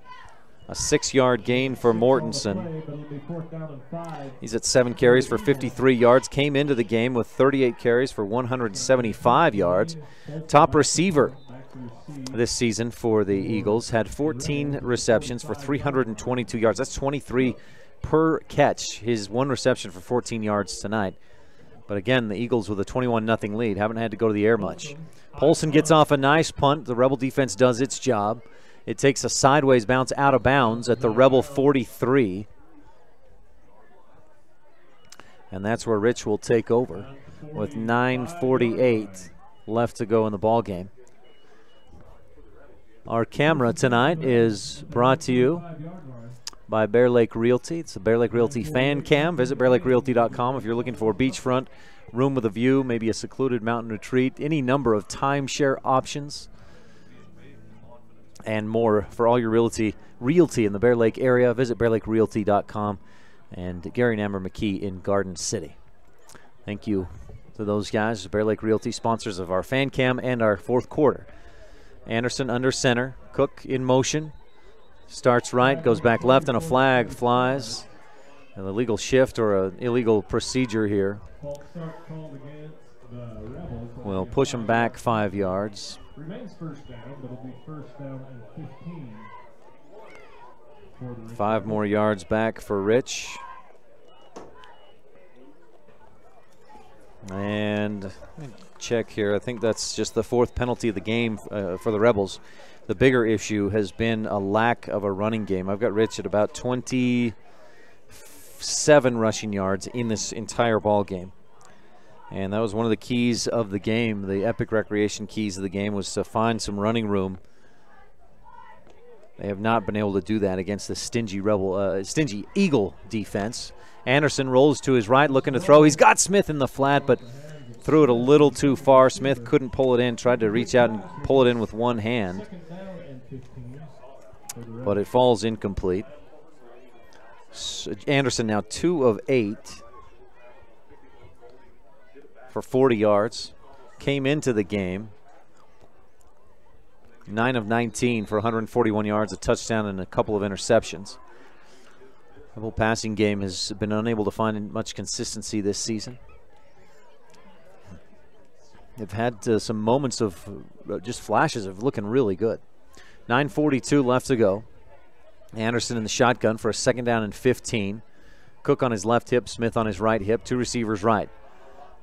Back looking to throw over the middle, and it's deflected. Kenan Clark was the intended receiver. Running down the seam, 2 defenders were right on him, and it falls incomplete. So now Rich faces a 3rd down and 15 from their own 40-yard line.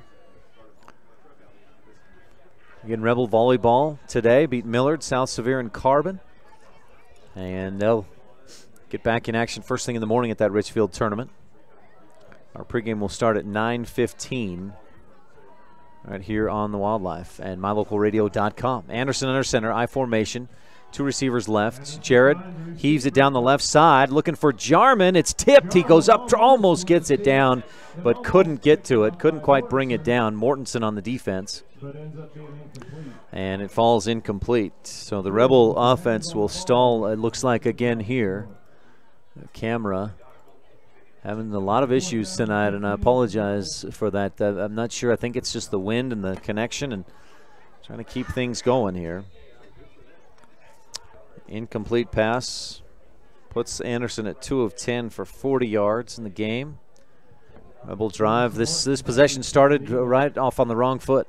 A false start pushed them back 5 yards, and now Jarman is lined up to punt. Snap is good. He gets off another good punt. Line drive takes a high bounce at the 20. Rebels bump it, knock it down. 2 Rebels went for it, and kind of fell. Boy.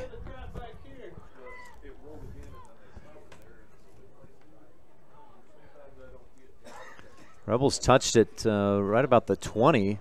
The officials will give it to Duchesne at the 15. An interesting spot. There's been a couple of 1 yard, 2 yard, this way or that way that have questioned, but boy, that one about 5 yards in the wrong direction for Duchesne.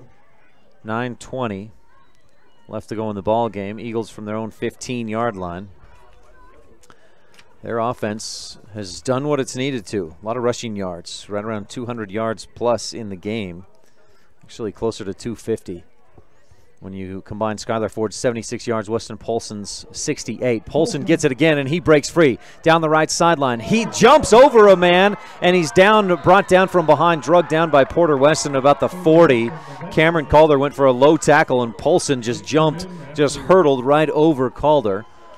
From the 15 all the way out to the 43-yard line. 28-yard gain for Weston Polson. Brings up a 1st and 10. Ball on the right hash. The Eagles move the chains with 8 minutes, 50 seconds left to go. Running clock in the Bear Lake Realty 4th quarter. Rebel defense looking to keep this at 21-0. Spencer sends Mortensen in motion, turns and gives to him around the left side. Picks his way forward, finds a seam and cuts upfield across midfield to the Rebel 47 or 48-yard line. And that'll be close to another 1st down.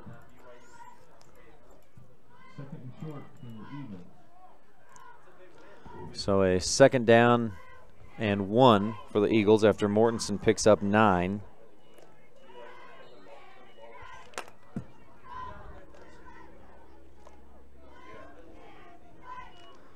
Out to the Rebel 48-yard line across midfield. The Eagles, I think they'd be content to run out the final 8 minutes and 10 seconds of the clock, whether they score or not at this point. Mortensen in motion. Spencer gets turns and gives to Ford, and he's got nowhere to go. Immediately wrapped up by the Rebel defense. Maybe even lost a yard. Good penetration by the Rebel defensive line. And Ford loses a yard to the 49. He's still 16 carries, 75 yards in the game, and a touchdown. And I'm going to have to figure out what's going on with this camera. We're just losing connection frequently. 3rd down and 3. Spencer running the option, runs to his right, some room to run. Cameron Calder breaks off a block, and a flag flies. This will be a hold, but as far downfield as it was, I think it'll still be a 1st down for Duchesne. Calder being held right about the 35, maybe the 40-yard line. The flag is on the field at the 34. If they go 10 yards back from there, it'll still be a Duchesne 1st down on the run from Jarrett Spencer. The Eagles backing up, and it is a hold. Against the Eagles, it'll be a 10-yard from the spot. That's 40 yards and penalties against Duchesne, but Spencer got, let's see, to the 34. He got clear down to about the 30. They walk it back to the 44. That was a big gain for Jarrett Spencer on the run.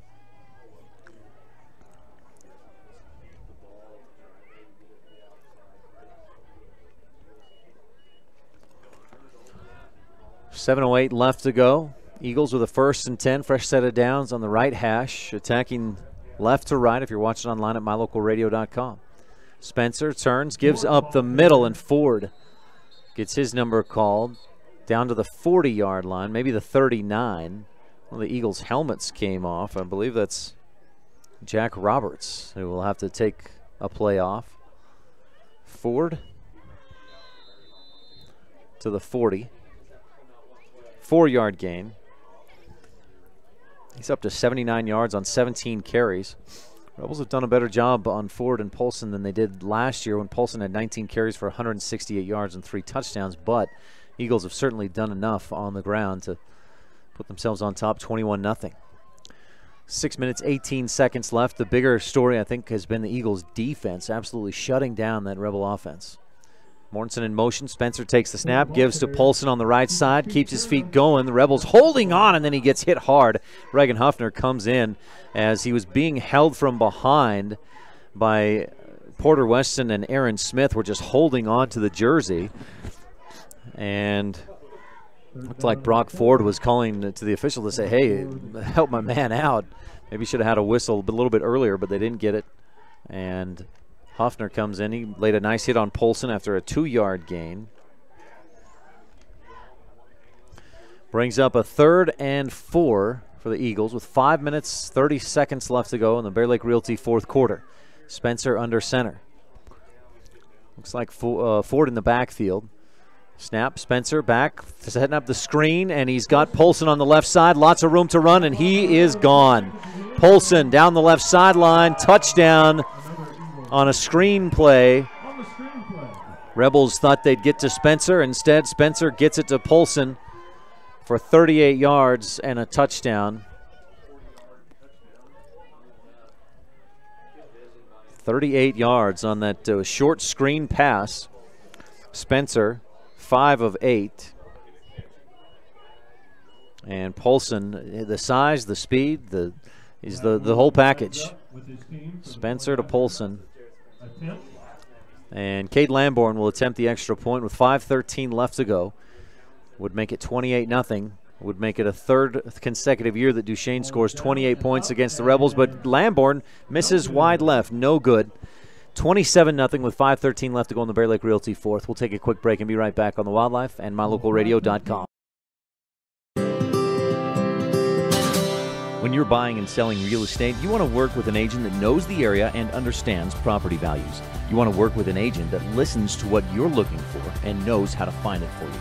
And it's important to know all of your options. That's why it's smart to work with the best. Gary McKee and the agents at Bear Lake Realty in Garden City, Utah, helping folks buy and sell real estate for over 25 years. When you work with Bear Lake Realty, you're working with the best. Visit bearlakerealty.com today. Minor, major, chip, crack, dent, or crinkle. Whether it's vehicle body damage or a damaged windshield, no damage is damage we can't handle. Hi, this is Matthew Rex at T-Bar-S Body Shop and Technoglass of Evanston. We take pride in bringing your vehicle back to its original state. We offer free estimates and deal with your insurance company directly. So no matter the damage, large or small, windshield, body, or paint, we'll get your vehicle back to its original state. T-Bar-S Body Shop and Technoglass of Evanston. Let T-Bar fix your car. 515 County Road.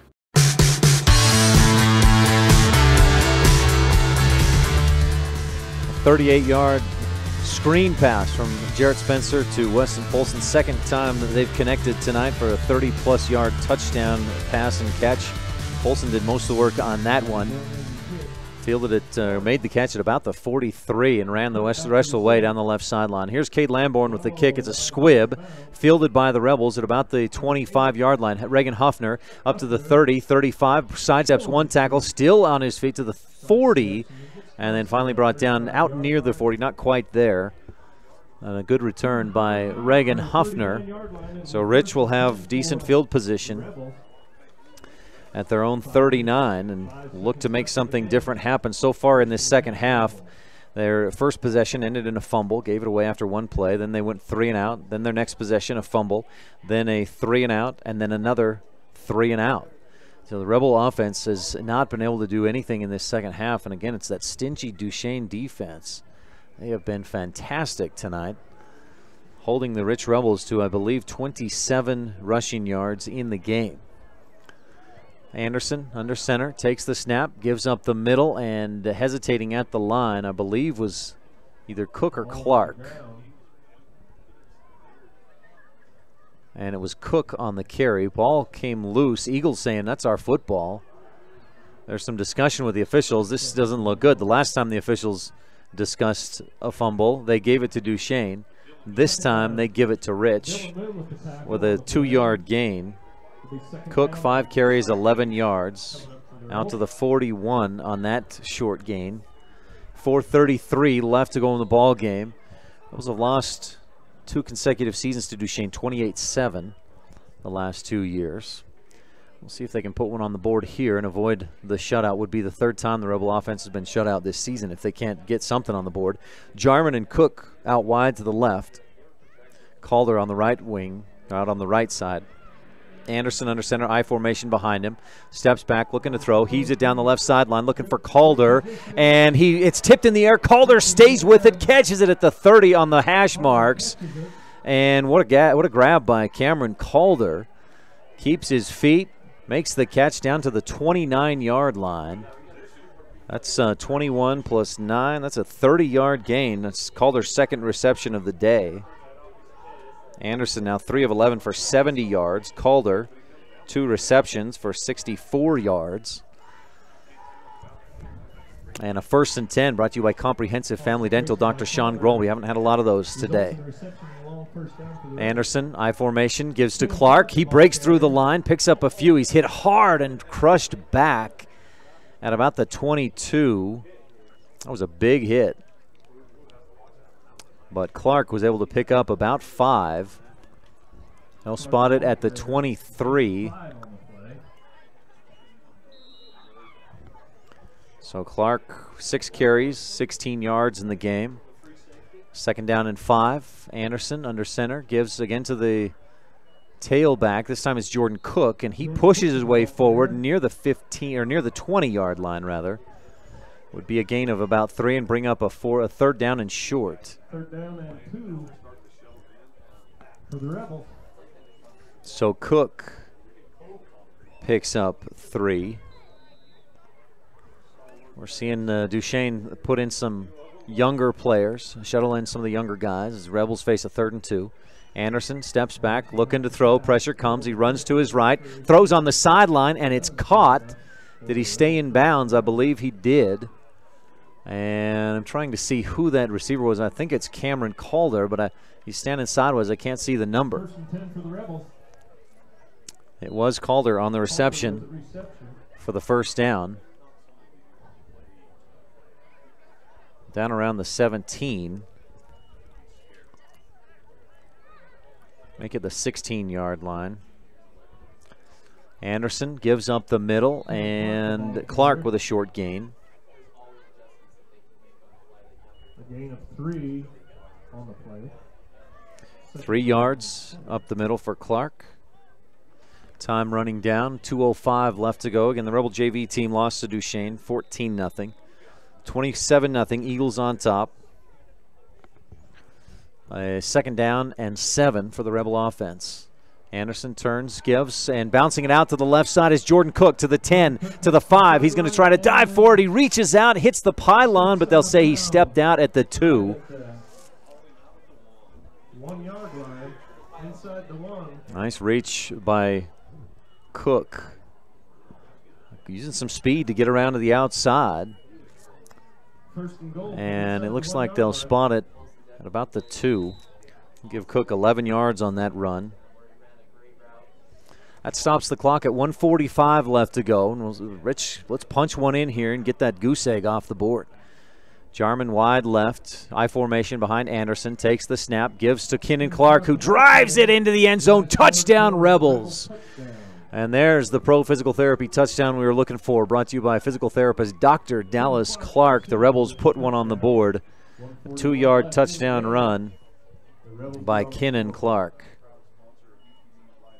That's his second rushing touchdown of the season, third total. He had a receiving touchdown earlier this year against, who was that? Against Monticello, I believe. So Clark with the touchdown. Rebels, 8 plays, 61 yards. See what they do here. It looks like they're lined up to kick this one through. A Rich County 4-H extra point attempt, empowering young people with the skills to lead for a lifetime. They didn't have a Saby Trucking offensive line hole on that touchdown run, but it was enough for Clark to get through. The ball is, the placement is good. Porter Weston kicks it through, and the Rebels are on the board, trailing 27-7 with 1:41 left to go in the ball game. We'll take a quick break and be back on the Wildlife and MyLocalRadio.com. They really appreciate every customer at Cash Honda Yamaha in Cache Valley. They understand that you have lots of options when it comes to purchasing outdoor recreation vehicles. That's why they work hard to earn your business by making sure they understand exactly what you want. They're friends with their customers. When you're happy, they're happy. If you haven't been to their store, they invite you to come visit. And if you've already one of their friends, stop in again soon and check out all of this season's gear. Cash Honda Yamaha, in between Logan and Smithfield on US 91.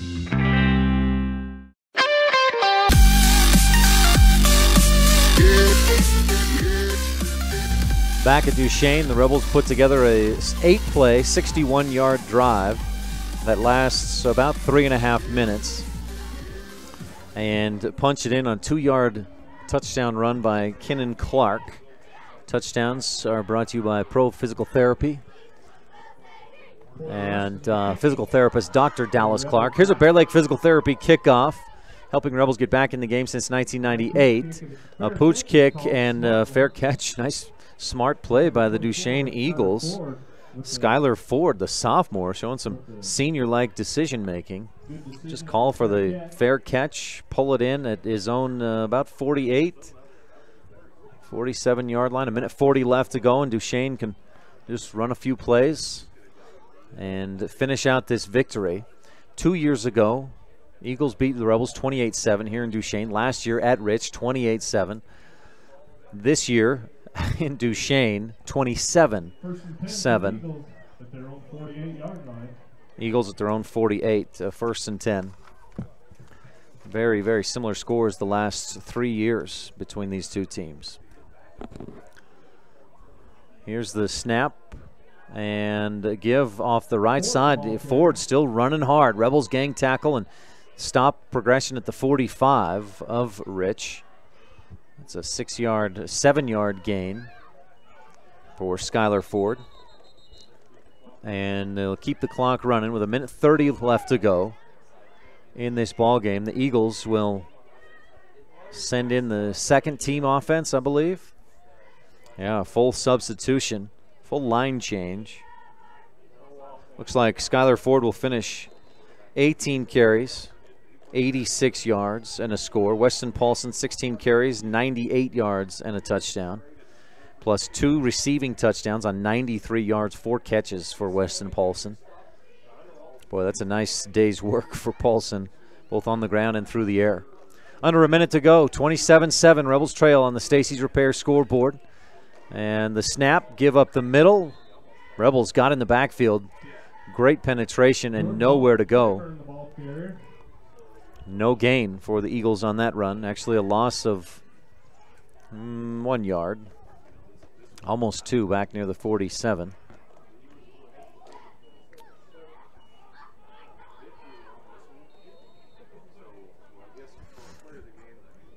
Third down and 5 with 24 seconds left to go. Final play here. It looks like Duchesne will line up in the victory formation and take a knee.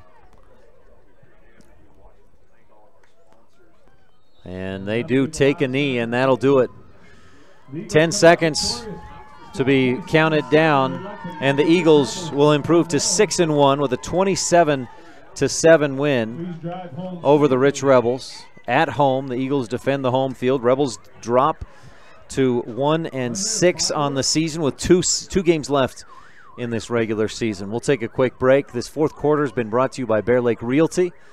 Gary and Amber McKee in Garden City. Visit BearLakeRealty.com. We'll have your Jimmy John's Freaky Fast recap when we return on the Epic Recreation postgame show right after this on the Wildlife and MyLocalRadio.com. Again, a final score, Duchesne with the win, 27-7. Light up your world with a custom-built LED sign from Rocky Mountain Sign in Evanston. It's a proven fact that signage that lights up creates more attention. So light it up and then add text, images, and video, and your sign becomes even more powerful. Start sharing your advertising messages and information with your customers today. The team at Rocky Mountain Sign provides all types of quality signage that is custom-built and maintained. Call today for a free quote. Rocky Mountain Sign, 307-789-5202. Rocky Mountain Sign, serving customers in Wyoming, Utah, and Idaho. Coverage of Rich High School sports is also being made possible by Delmas Equipment, repairing equipment for over 20 years, farming equipment assembly, and custom fabrication. The Thompson Ranch, Brian and Becky Thompson, promoting student learning and success in all areas. And Western Ag Credit, reliable credit for all things agriculture. The best family vacations create lifelong memories. The Wind River Hotel and Casino in Riverton, Wyoming offers a family dinosaur dig and vacation package that includes digging for fossils at the Wyoming Dinosaur Center, sack lunches, tours of the museum, and lovely clean rooms for a comfortable night's stay. With 3 restaurants to choose from, you and your family will have fun, eat well, and rest easy. Schedule your family dinosaur dig at the Wind River Hotel and Casino in Riverton, Wyoming today. Call 866-657-1604.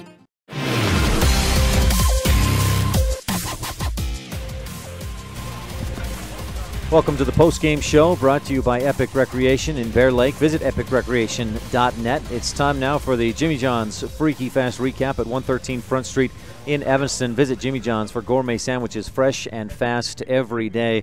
Friday night, the Rebels opened up 1A North Region play at Duchesne, a team they'd lost to twice in a row by a score of 28-7 the last 2 years. And Duchesne would look to make it pretty close to that same thing. They came out early. They drove down inside the Rebel 25-yard line, but then the Rebels forced a turnover on downs. Rich offense went 3 and out on that first possession, and that's how it would go much of the night for the Rebel offense. Duchesne got the ball back at their own, or at the 50-yard line after a short punt, and went 8 plays, 50 yards, and Weston Paulson scored from 2 yards out to make it 7-0. Rebels went 3 and out again, then turned it over on downs at the Duchesne 9. The Eagles punted a few times, and then late in the first half, the Eagles put together a 9-play, 70-yard drive, scored with 4.1 seconds left in the first half to make it 14-0.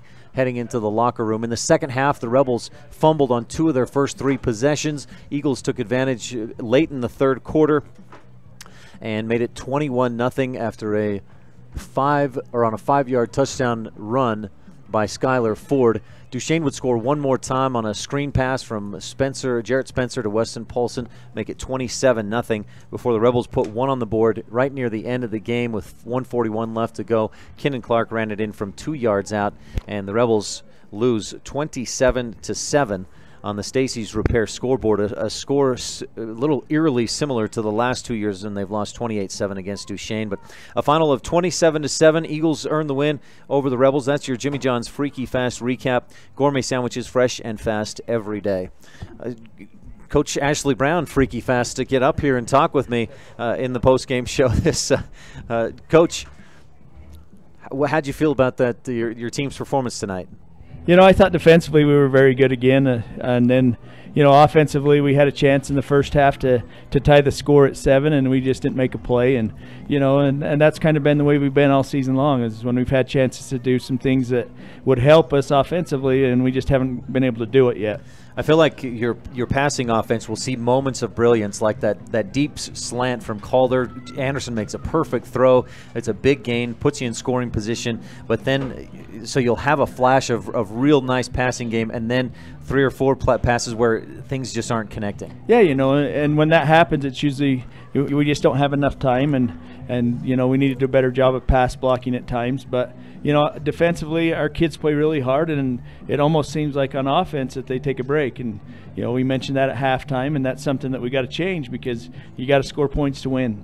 After the half, you came out and fumbled on the first play, then a 3-and-out, and then another fumble. That may be just exactly what you're talking about. Yeah, we came out and we weren't very good on offense at all. We fumbled those 2 times. We got some big penalties against us, and you can't do that when you play against a good team. And Duchesne's definitely a good team, and but we still have 2 more games, and they're very important, and they're 2 games that we need to win.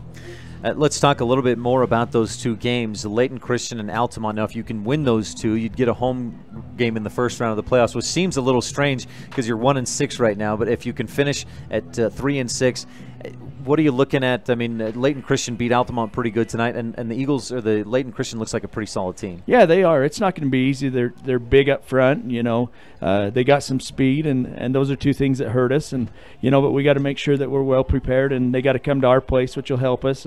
And we just got to make sure that we win 2 games in a row, so we get a home playoff game. One of them, of course, at home. It's a homecoming week next week. I know you love all those homecoming festivities leading up to a football game. Right. It can be a big distraction, but hopefully our kids understand that they have to win the next 2 games, and and that's what we'll be telling them. And you want them to have fun over homecoming, but the way you have fun is by winning the football game.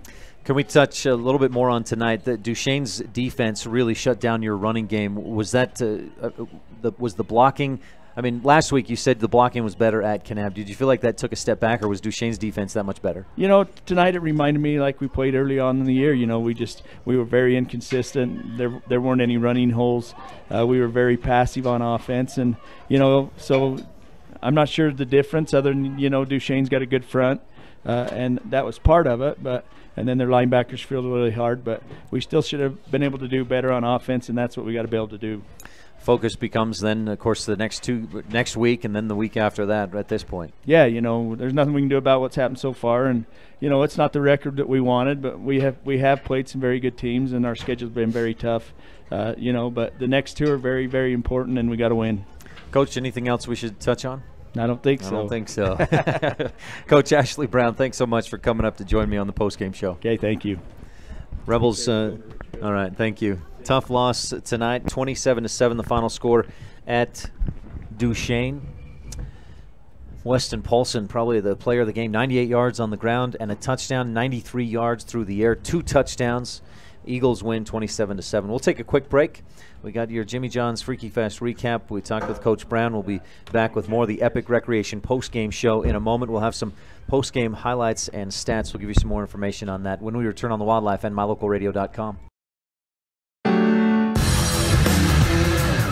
Make this winter epic when you rent from Epic Recreation in Garden City, Utah. We rent cabins, snowmobiles, snowcat razors, snow tire bicycles, snowshoes, and more. Thank goodness winter is long, because at Bear Lake, we make it epic. Call us today and book your epic adventure at Bear Lake. Recreation and lodging packages available year-round. Call Epic Recreation today or book online at epicrecreation.net. Rolene Kennedy of Auto Farm Castle Rock Chevrolet in Evanston is your Rich County representative. The mother of 5 Rich High graduates and grandmother of 3 more graduates in the making, Rolene is here for you. She's a recipient of GM's highest salesman honor, the Mark of Excellence Award winner, meaning she provides you with the best customer service in the industry. The next time you're looking for a car or truck, think Rolene Kennedy at Auto Farm Castle Rock Chevrolet in Evanston, your Rich County representative. Go Rebels!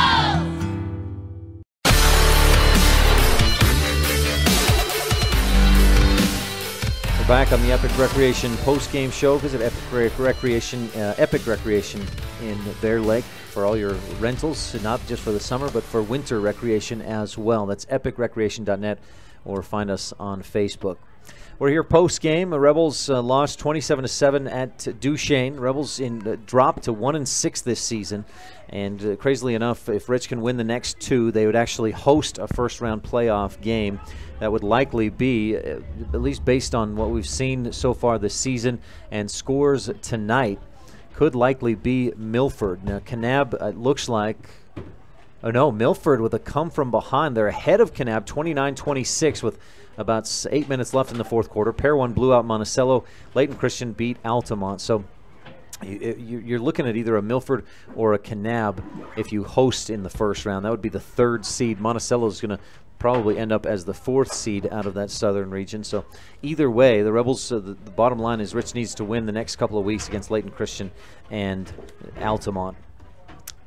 Some final highlights, some final stats on our Epic Recreation post-game show, and then we'll move ahead into the Reese Land and Livestock Rebel Sports update. Rich with just 109 yards of offense. I've got him with 56 yards through the air, 53 on the ground. Kenan Clark, 8 carries, 21 yards, and a touchdown. Jordan Cook led the Rebels with 7 carries, 25 yards. That's just under 4 yards per carry. They just didn't get a lot of plays run tonight. Duchesne's defense was stifling. Rich went 3 and out far too many times tonight, and that was a big part of it. Duchesne, on the other end of the spectrum, especially in the running game, 282 rushing, 282 rushing yards, 94 yards through the air, including a couple of touchdown passes from Jarrett Spencer to Weston Polson. 376 yards of offense for Duchesne, and they win 27-7. Let's move along in our Epic Recreation postgame show. The Reese Land and Livestock Rebel Sports Update is coming up next. Again, final 27-7. Eagles win, and we'll be back on the Wildlife and MyLocalRadio.com. In life, your integrity could also be considered your own personal brand. In ranching, the brand outlasts the rancher. As individuals, your character and your integrity also outlast your lifetime. At Reese Land and Livestock, the Rexes congratulate the Rich County School District students as they create personal integrity, their own individual brands, and wish you good luck in this year's academics and sports. When you have dental care done, you let the dentist and the hygienists into your personal space. It's important that you and your family trust that your dentist will provide professional care in a comfortable atmosphere. Comprehensive Family Dental is a family-owned and operated business that understands how important this trust is. 2 locations make it convenient for you and your family when scheduling appointments. When it comes to your dental work, expect the best. Call Comprehensive Family Dental today at 435-793-2210.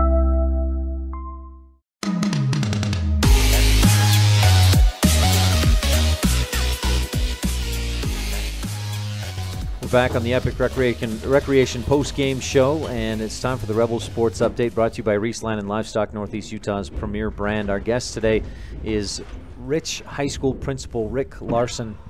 Rebel fans, members of the Rich County community, probably well familiar by now with the discussion going on about changing the mascot. We're going to hear from Coach and Principal Larson about that now on the Reese Land and Livestock Rebel Sports Update. I had a chance to sit down with him and pick his brain a little bit on the matter.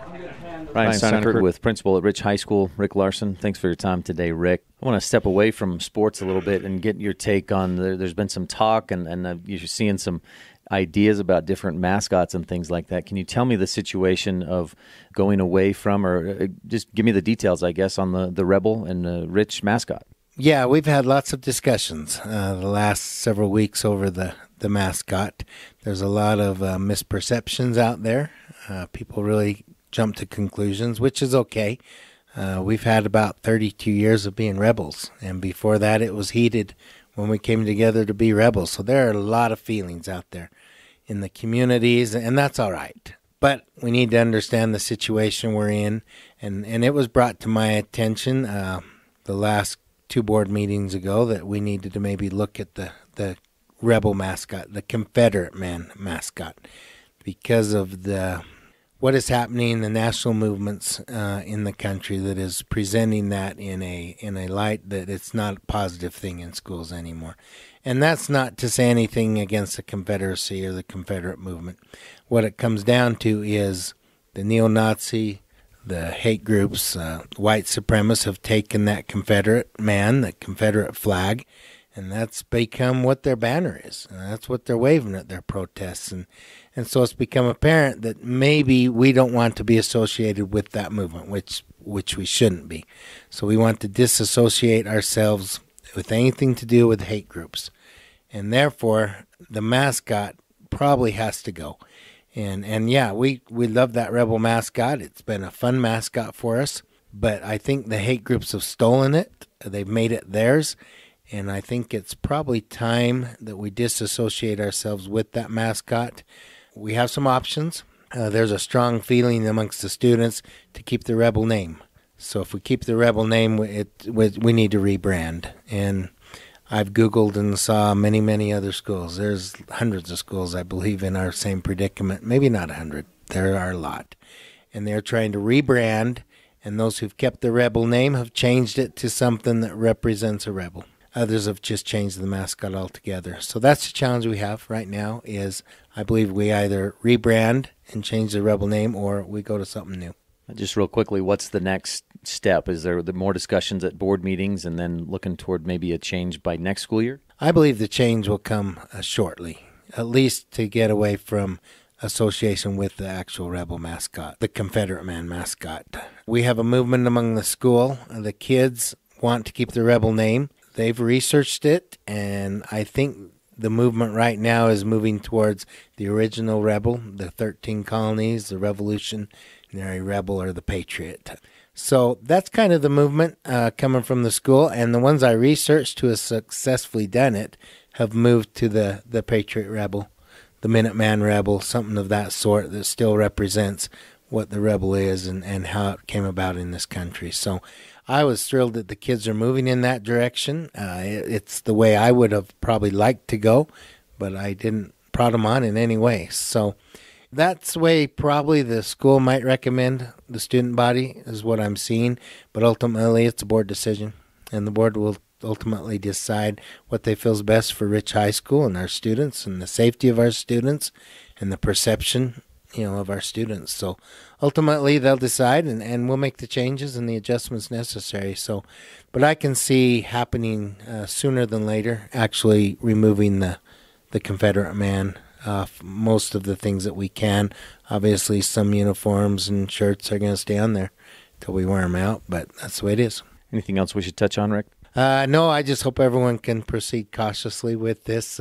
We're trying to do what's in the best interest of our students first, and Rich County and the past graduates. And I realize there's a lot of feelings and emotions involved here. I don't purport to have all the answers on this one. I'm obviously wasn't born a rebel and raised a rebel, and I didn't graduate a rebel, but I do understand how important it is for these communities. And I hope we can continue with the name and the strong tradition and just rebrand if possible. Rick Larson, principal at Rich High School. Thanks for your time. Good luck to the Rebels the rest of this fall season. Yeah, thank you, Ryan. Go Rebels! This has been the Rebel Sports Update brought to you by Reese Land and Livestock, Northeast Utah's premier brand. One more quick break, and coming up on the Epic Recreation postgame show, we'll look ahead at what's coming up this weekend. Lots of volleyball action tomorrow on mylocalradio.com. We'll tell you more about it on the Roundup calendar when we return on the Wildlife and mylocalradio.com. Make this winter epic when you rent from Epic Recreation in Garden City, Utah. We rent cabins, snowmobiles, snowcat razors, snow tire bicycles, snowshoes, and more. Thank goodness winter is long, because at Bear Lake, we make it epic. Call us today and book your epic adventure at Bear Lake. Recreation and lodging packages available year-round. Call Epic Recreation today or book online at epicrecreation.net.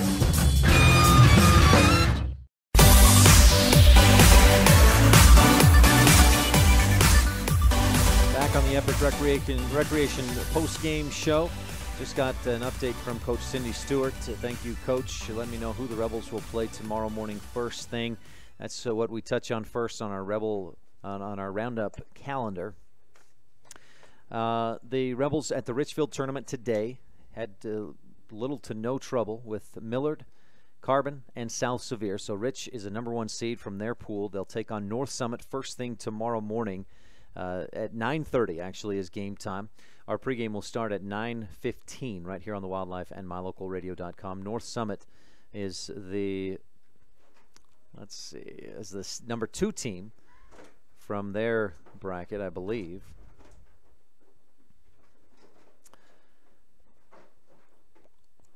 And that might not be right. Anyway, what Coach informed me of is that the Rebels will play at 9:30 tomorrow morning versus North Summit. Also going on tomorrow, the Rebels will play all day at the Richfield tournament. We'll have all the matches right here on the Wildlife and mylocalradio.com. So it's a volleyball Saturday on the Wildlife and on mylocalradio.com as the Evanston Red Devils play at Natrona tomorrow. Game time about noon. Also tomorrow on mylocalradio.com, you can watch volleyball at Mountain View. The Buffaloes take on Powell at 9 a.m. Lyman versus Cody at noon, and Mountain View versus Riverton at 3 o'clock. Also tomorrow, the Rich Middle School Royals volleyball team is at the Star Valley tournament. That begins at 9 a.m. And the Rich Middle School Royals football team is at Pinedale with games beginning at 10 a.m. Next week is homecoming week. And if you're interested in looking at more of the activities, visit the Rich High School Facebook page or talk to somebody at Rich High School. That wraps up our roundup calendar and our post-game show brought to you by Epic Recreation. Visit epicrecreation.net. Thanks to tonight's videographer, Logan Johnson. My producer, Kate Bollender, back in the studio. Again, the final score, Duchesne with the win 27-7 on the Stacy's Repair scoreboard. Until tomorrow morning when the Rebels get back on the volleyball court, I'll be down in Richfield later tonight and cover those matches all day tomorrow from Richfield. Until then, I'm Ryan STEINECKERT. Talk with you again soon. Have a good night. You've been tuned in to Rich High School Rebel Football on Rebel Radio, KADQ FM 98.3, with video online at mylocalradio.com. Today's game has been brought to you by these Rebels supporting businesses and individuals: Auto Farm Castle Rock Chevrolet, Edwards Furniture in Logan, the Wind River Hotel and Casino of Riverton, Wyoming, Westar Printing in Evanston, Cash Honda Yamaha in Logan, T-Bar S Body Shop Technoglass of Evanston, and by mylocalradio.com. The proceeding has been a wholly owned production of Old West Media, no portion of which may be used or rebroadcast without the express written consent of the aforementioned rights holder. Our executive producer is Val Cook. We thank our office manager, Kayleen Anderson, and also our sales manager, Julie Burley, along with KNYN sports director, Jake Hibbert, chief photographer, Warren Cook, and production assistants, Kate Bullender and AJ Lamb. Biggest thanks to all of our sponsors and to you for tuning in. We invite you to visit mylocalradio.com for archived games and past interviews with Rebel players and coaches. Thank you for joining us on this presentation of Rich Rebel Sports on KADQ FM 98.3 and online at mylocalradio.com. Until the next time the Rich High football team takes the field, go Rebels!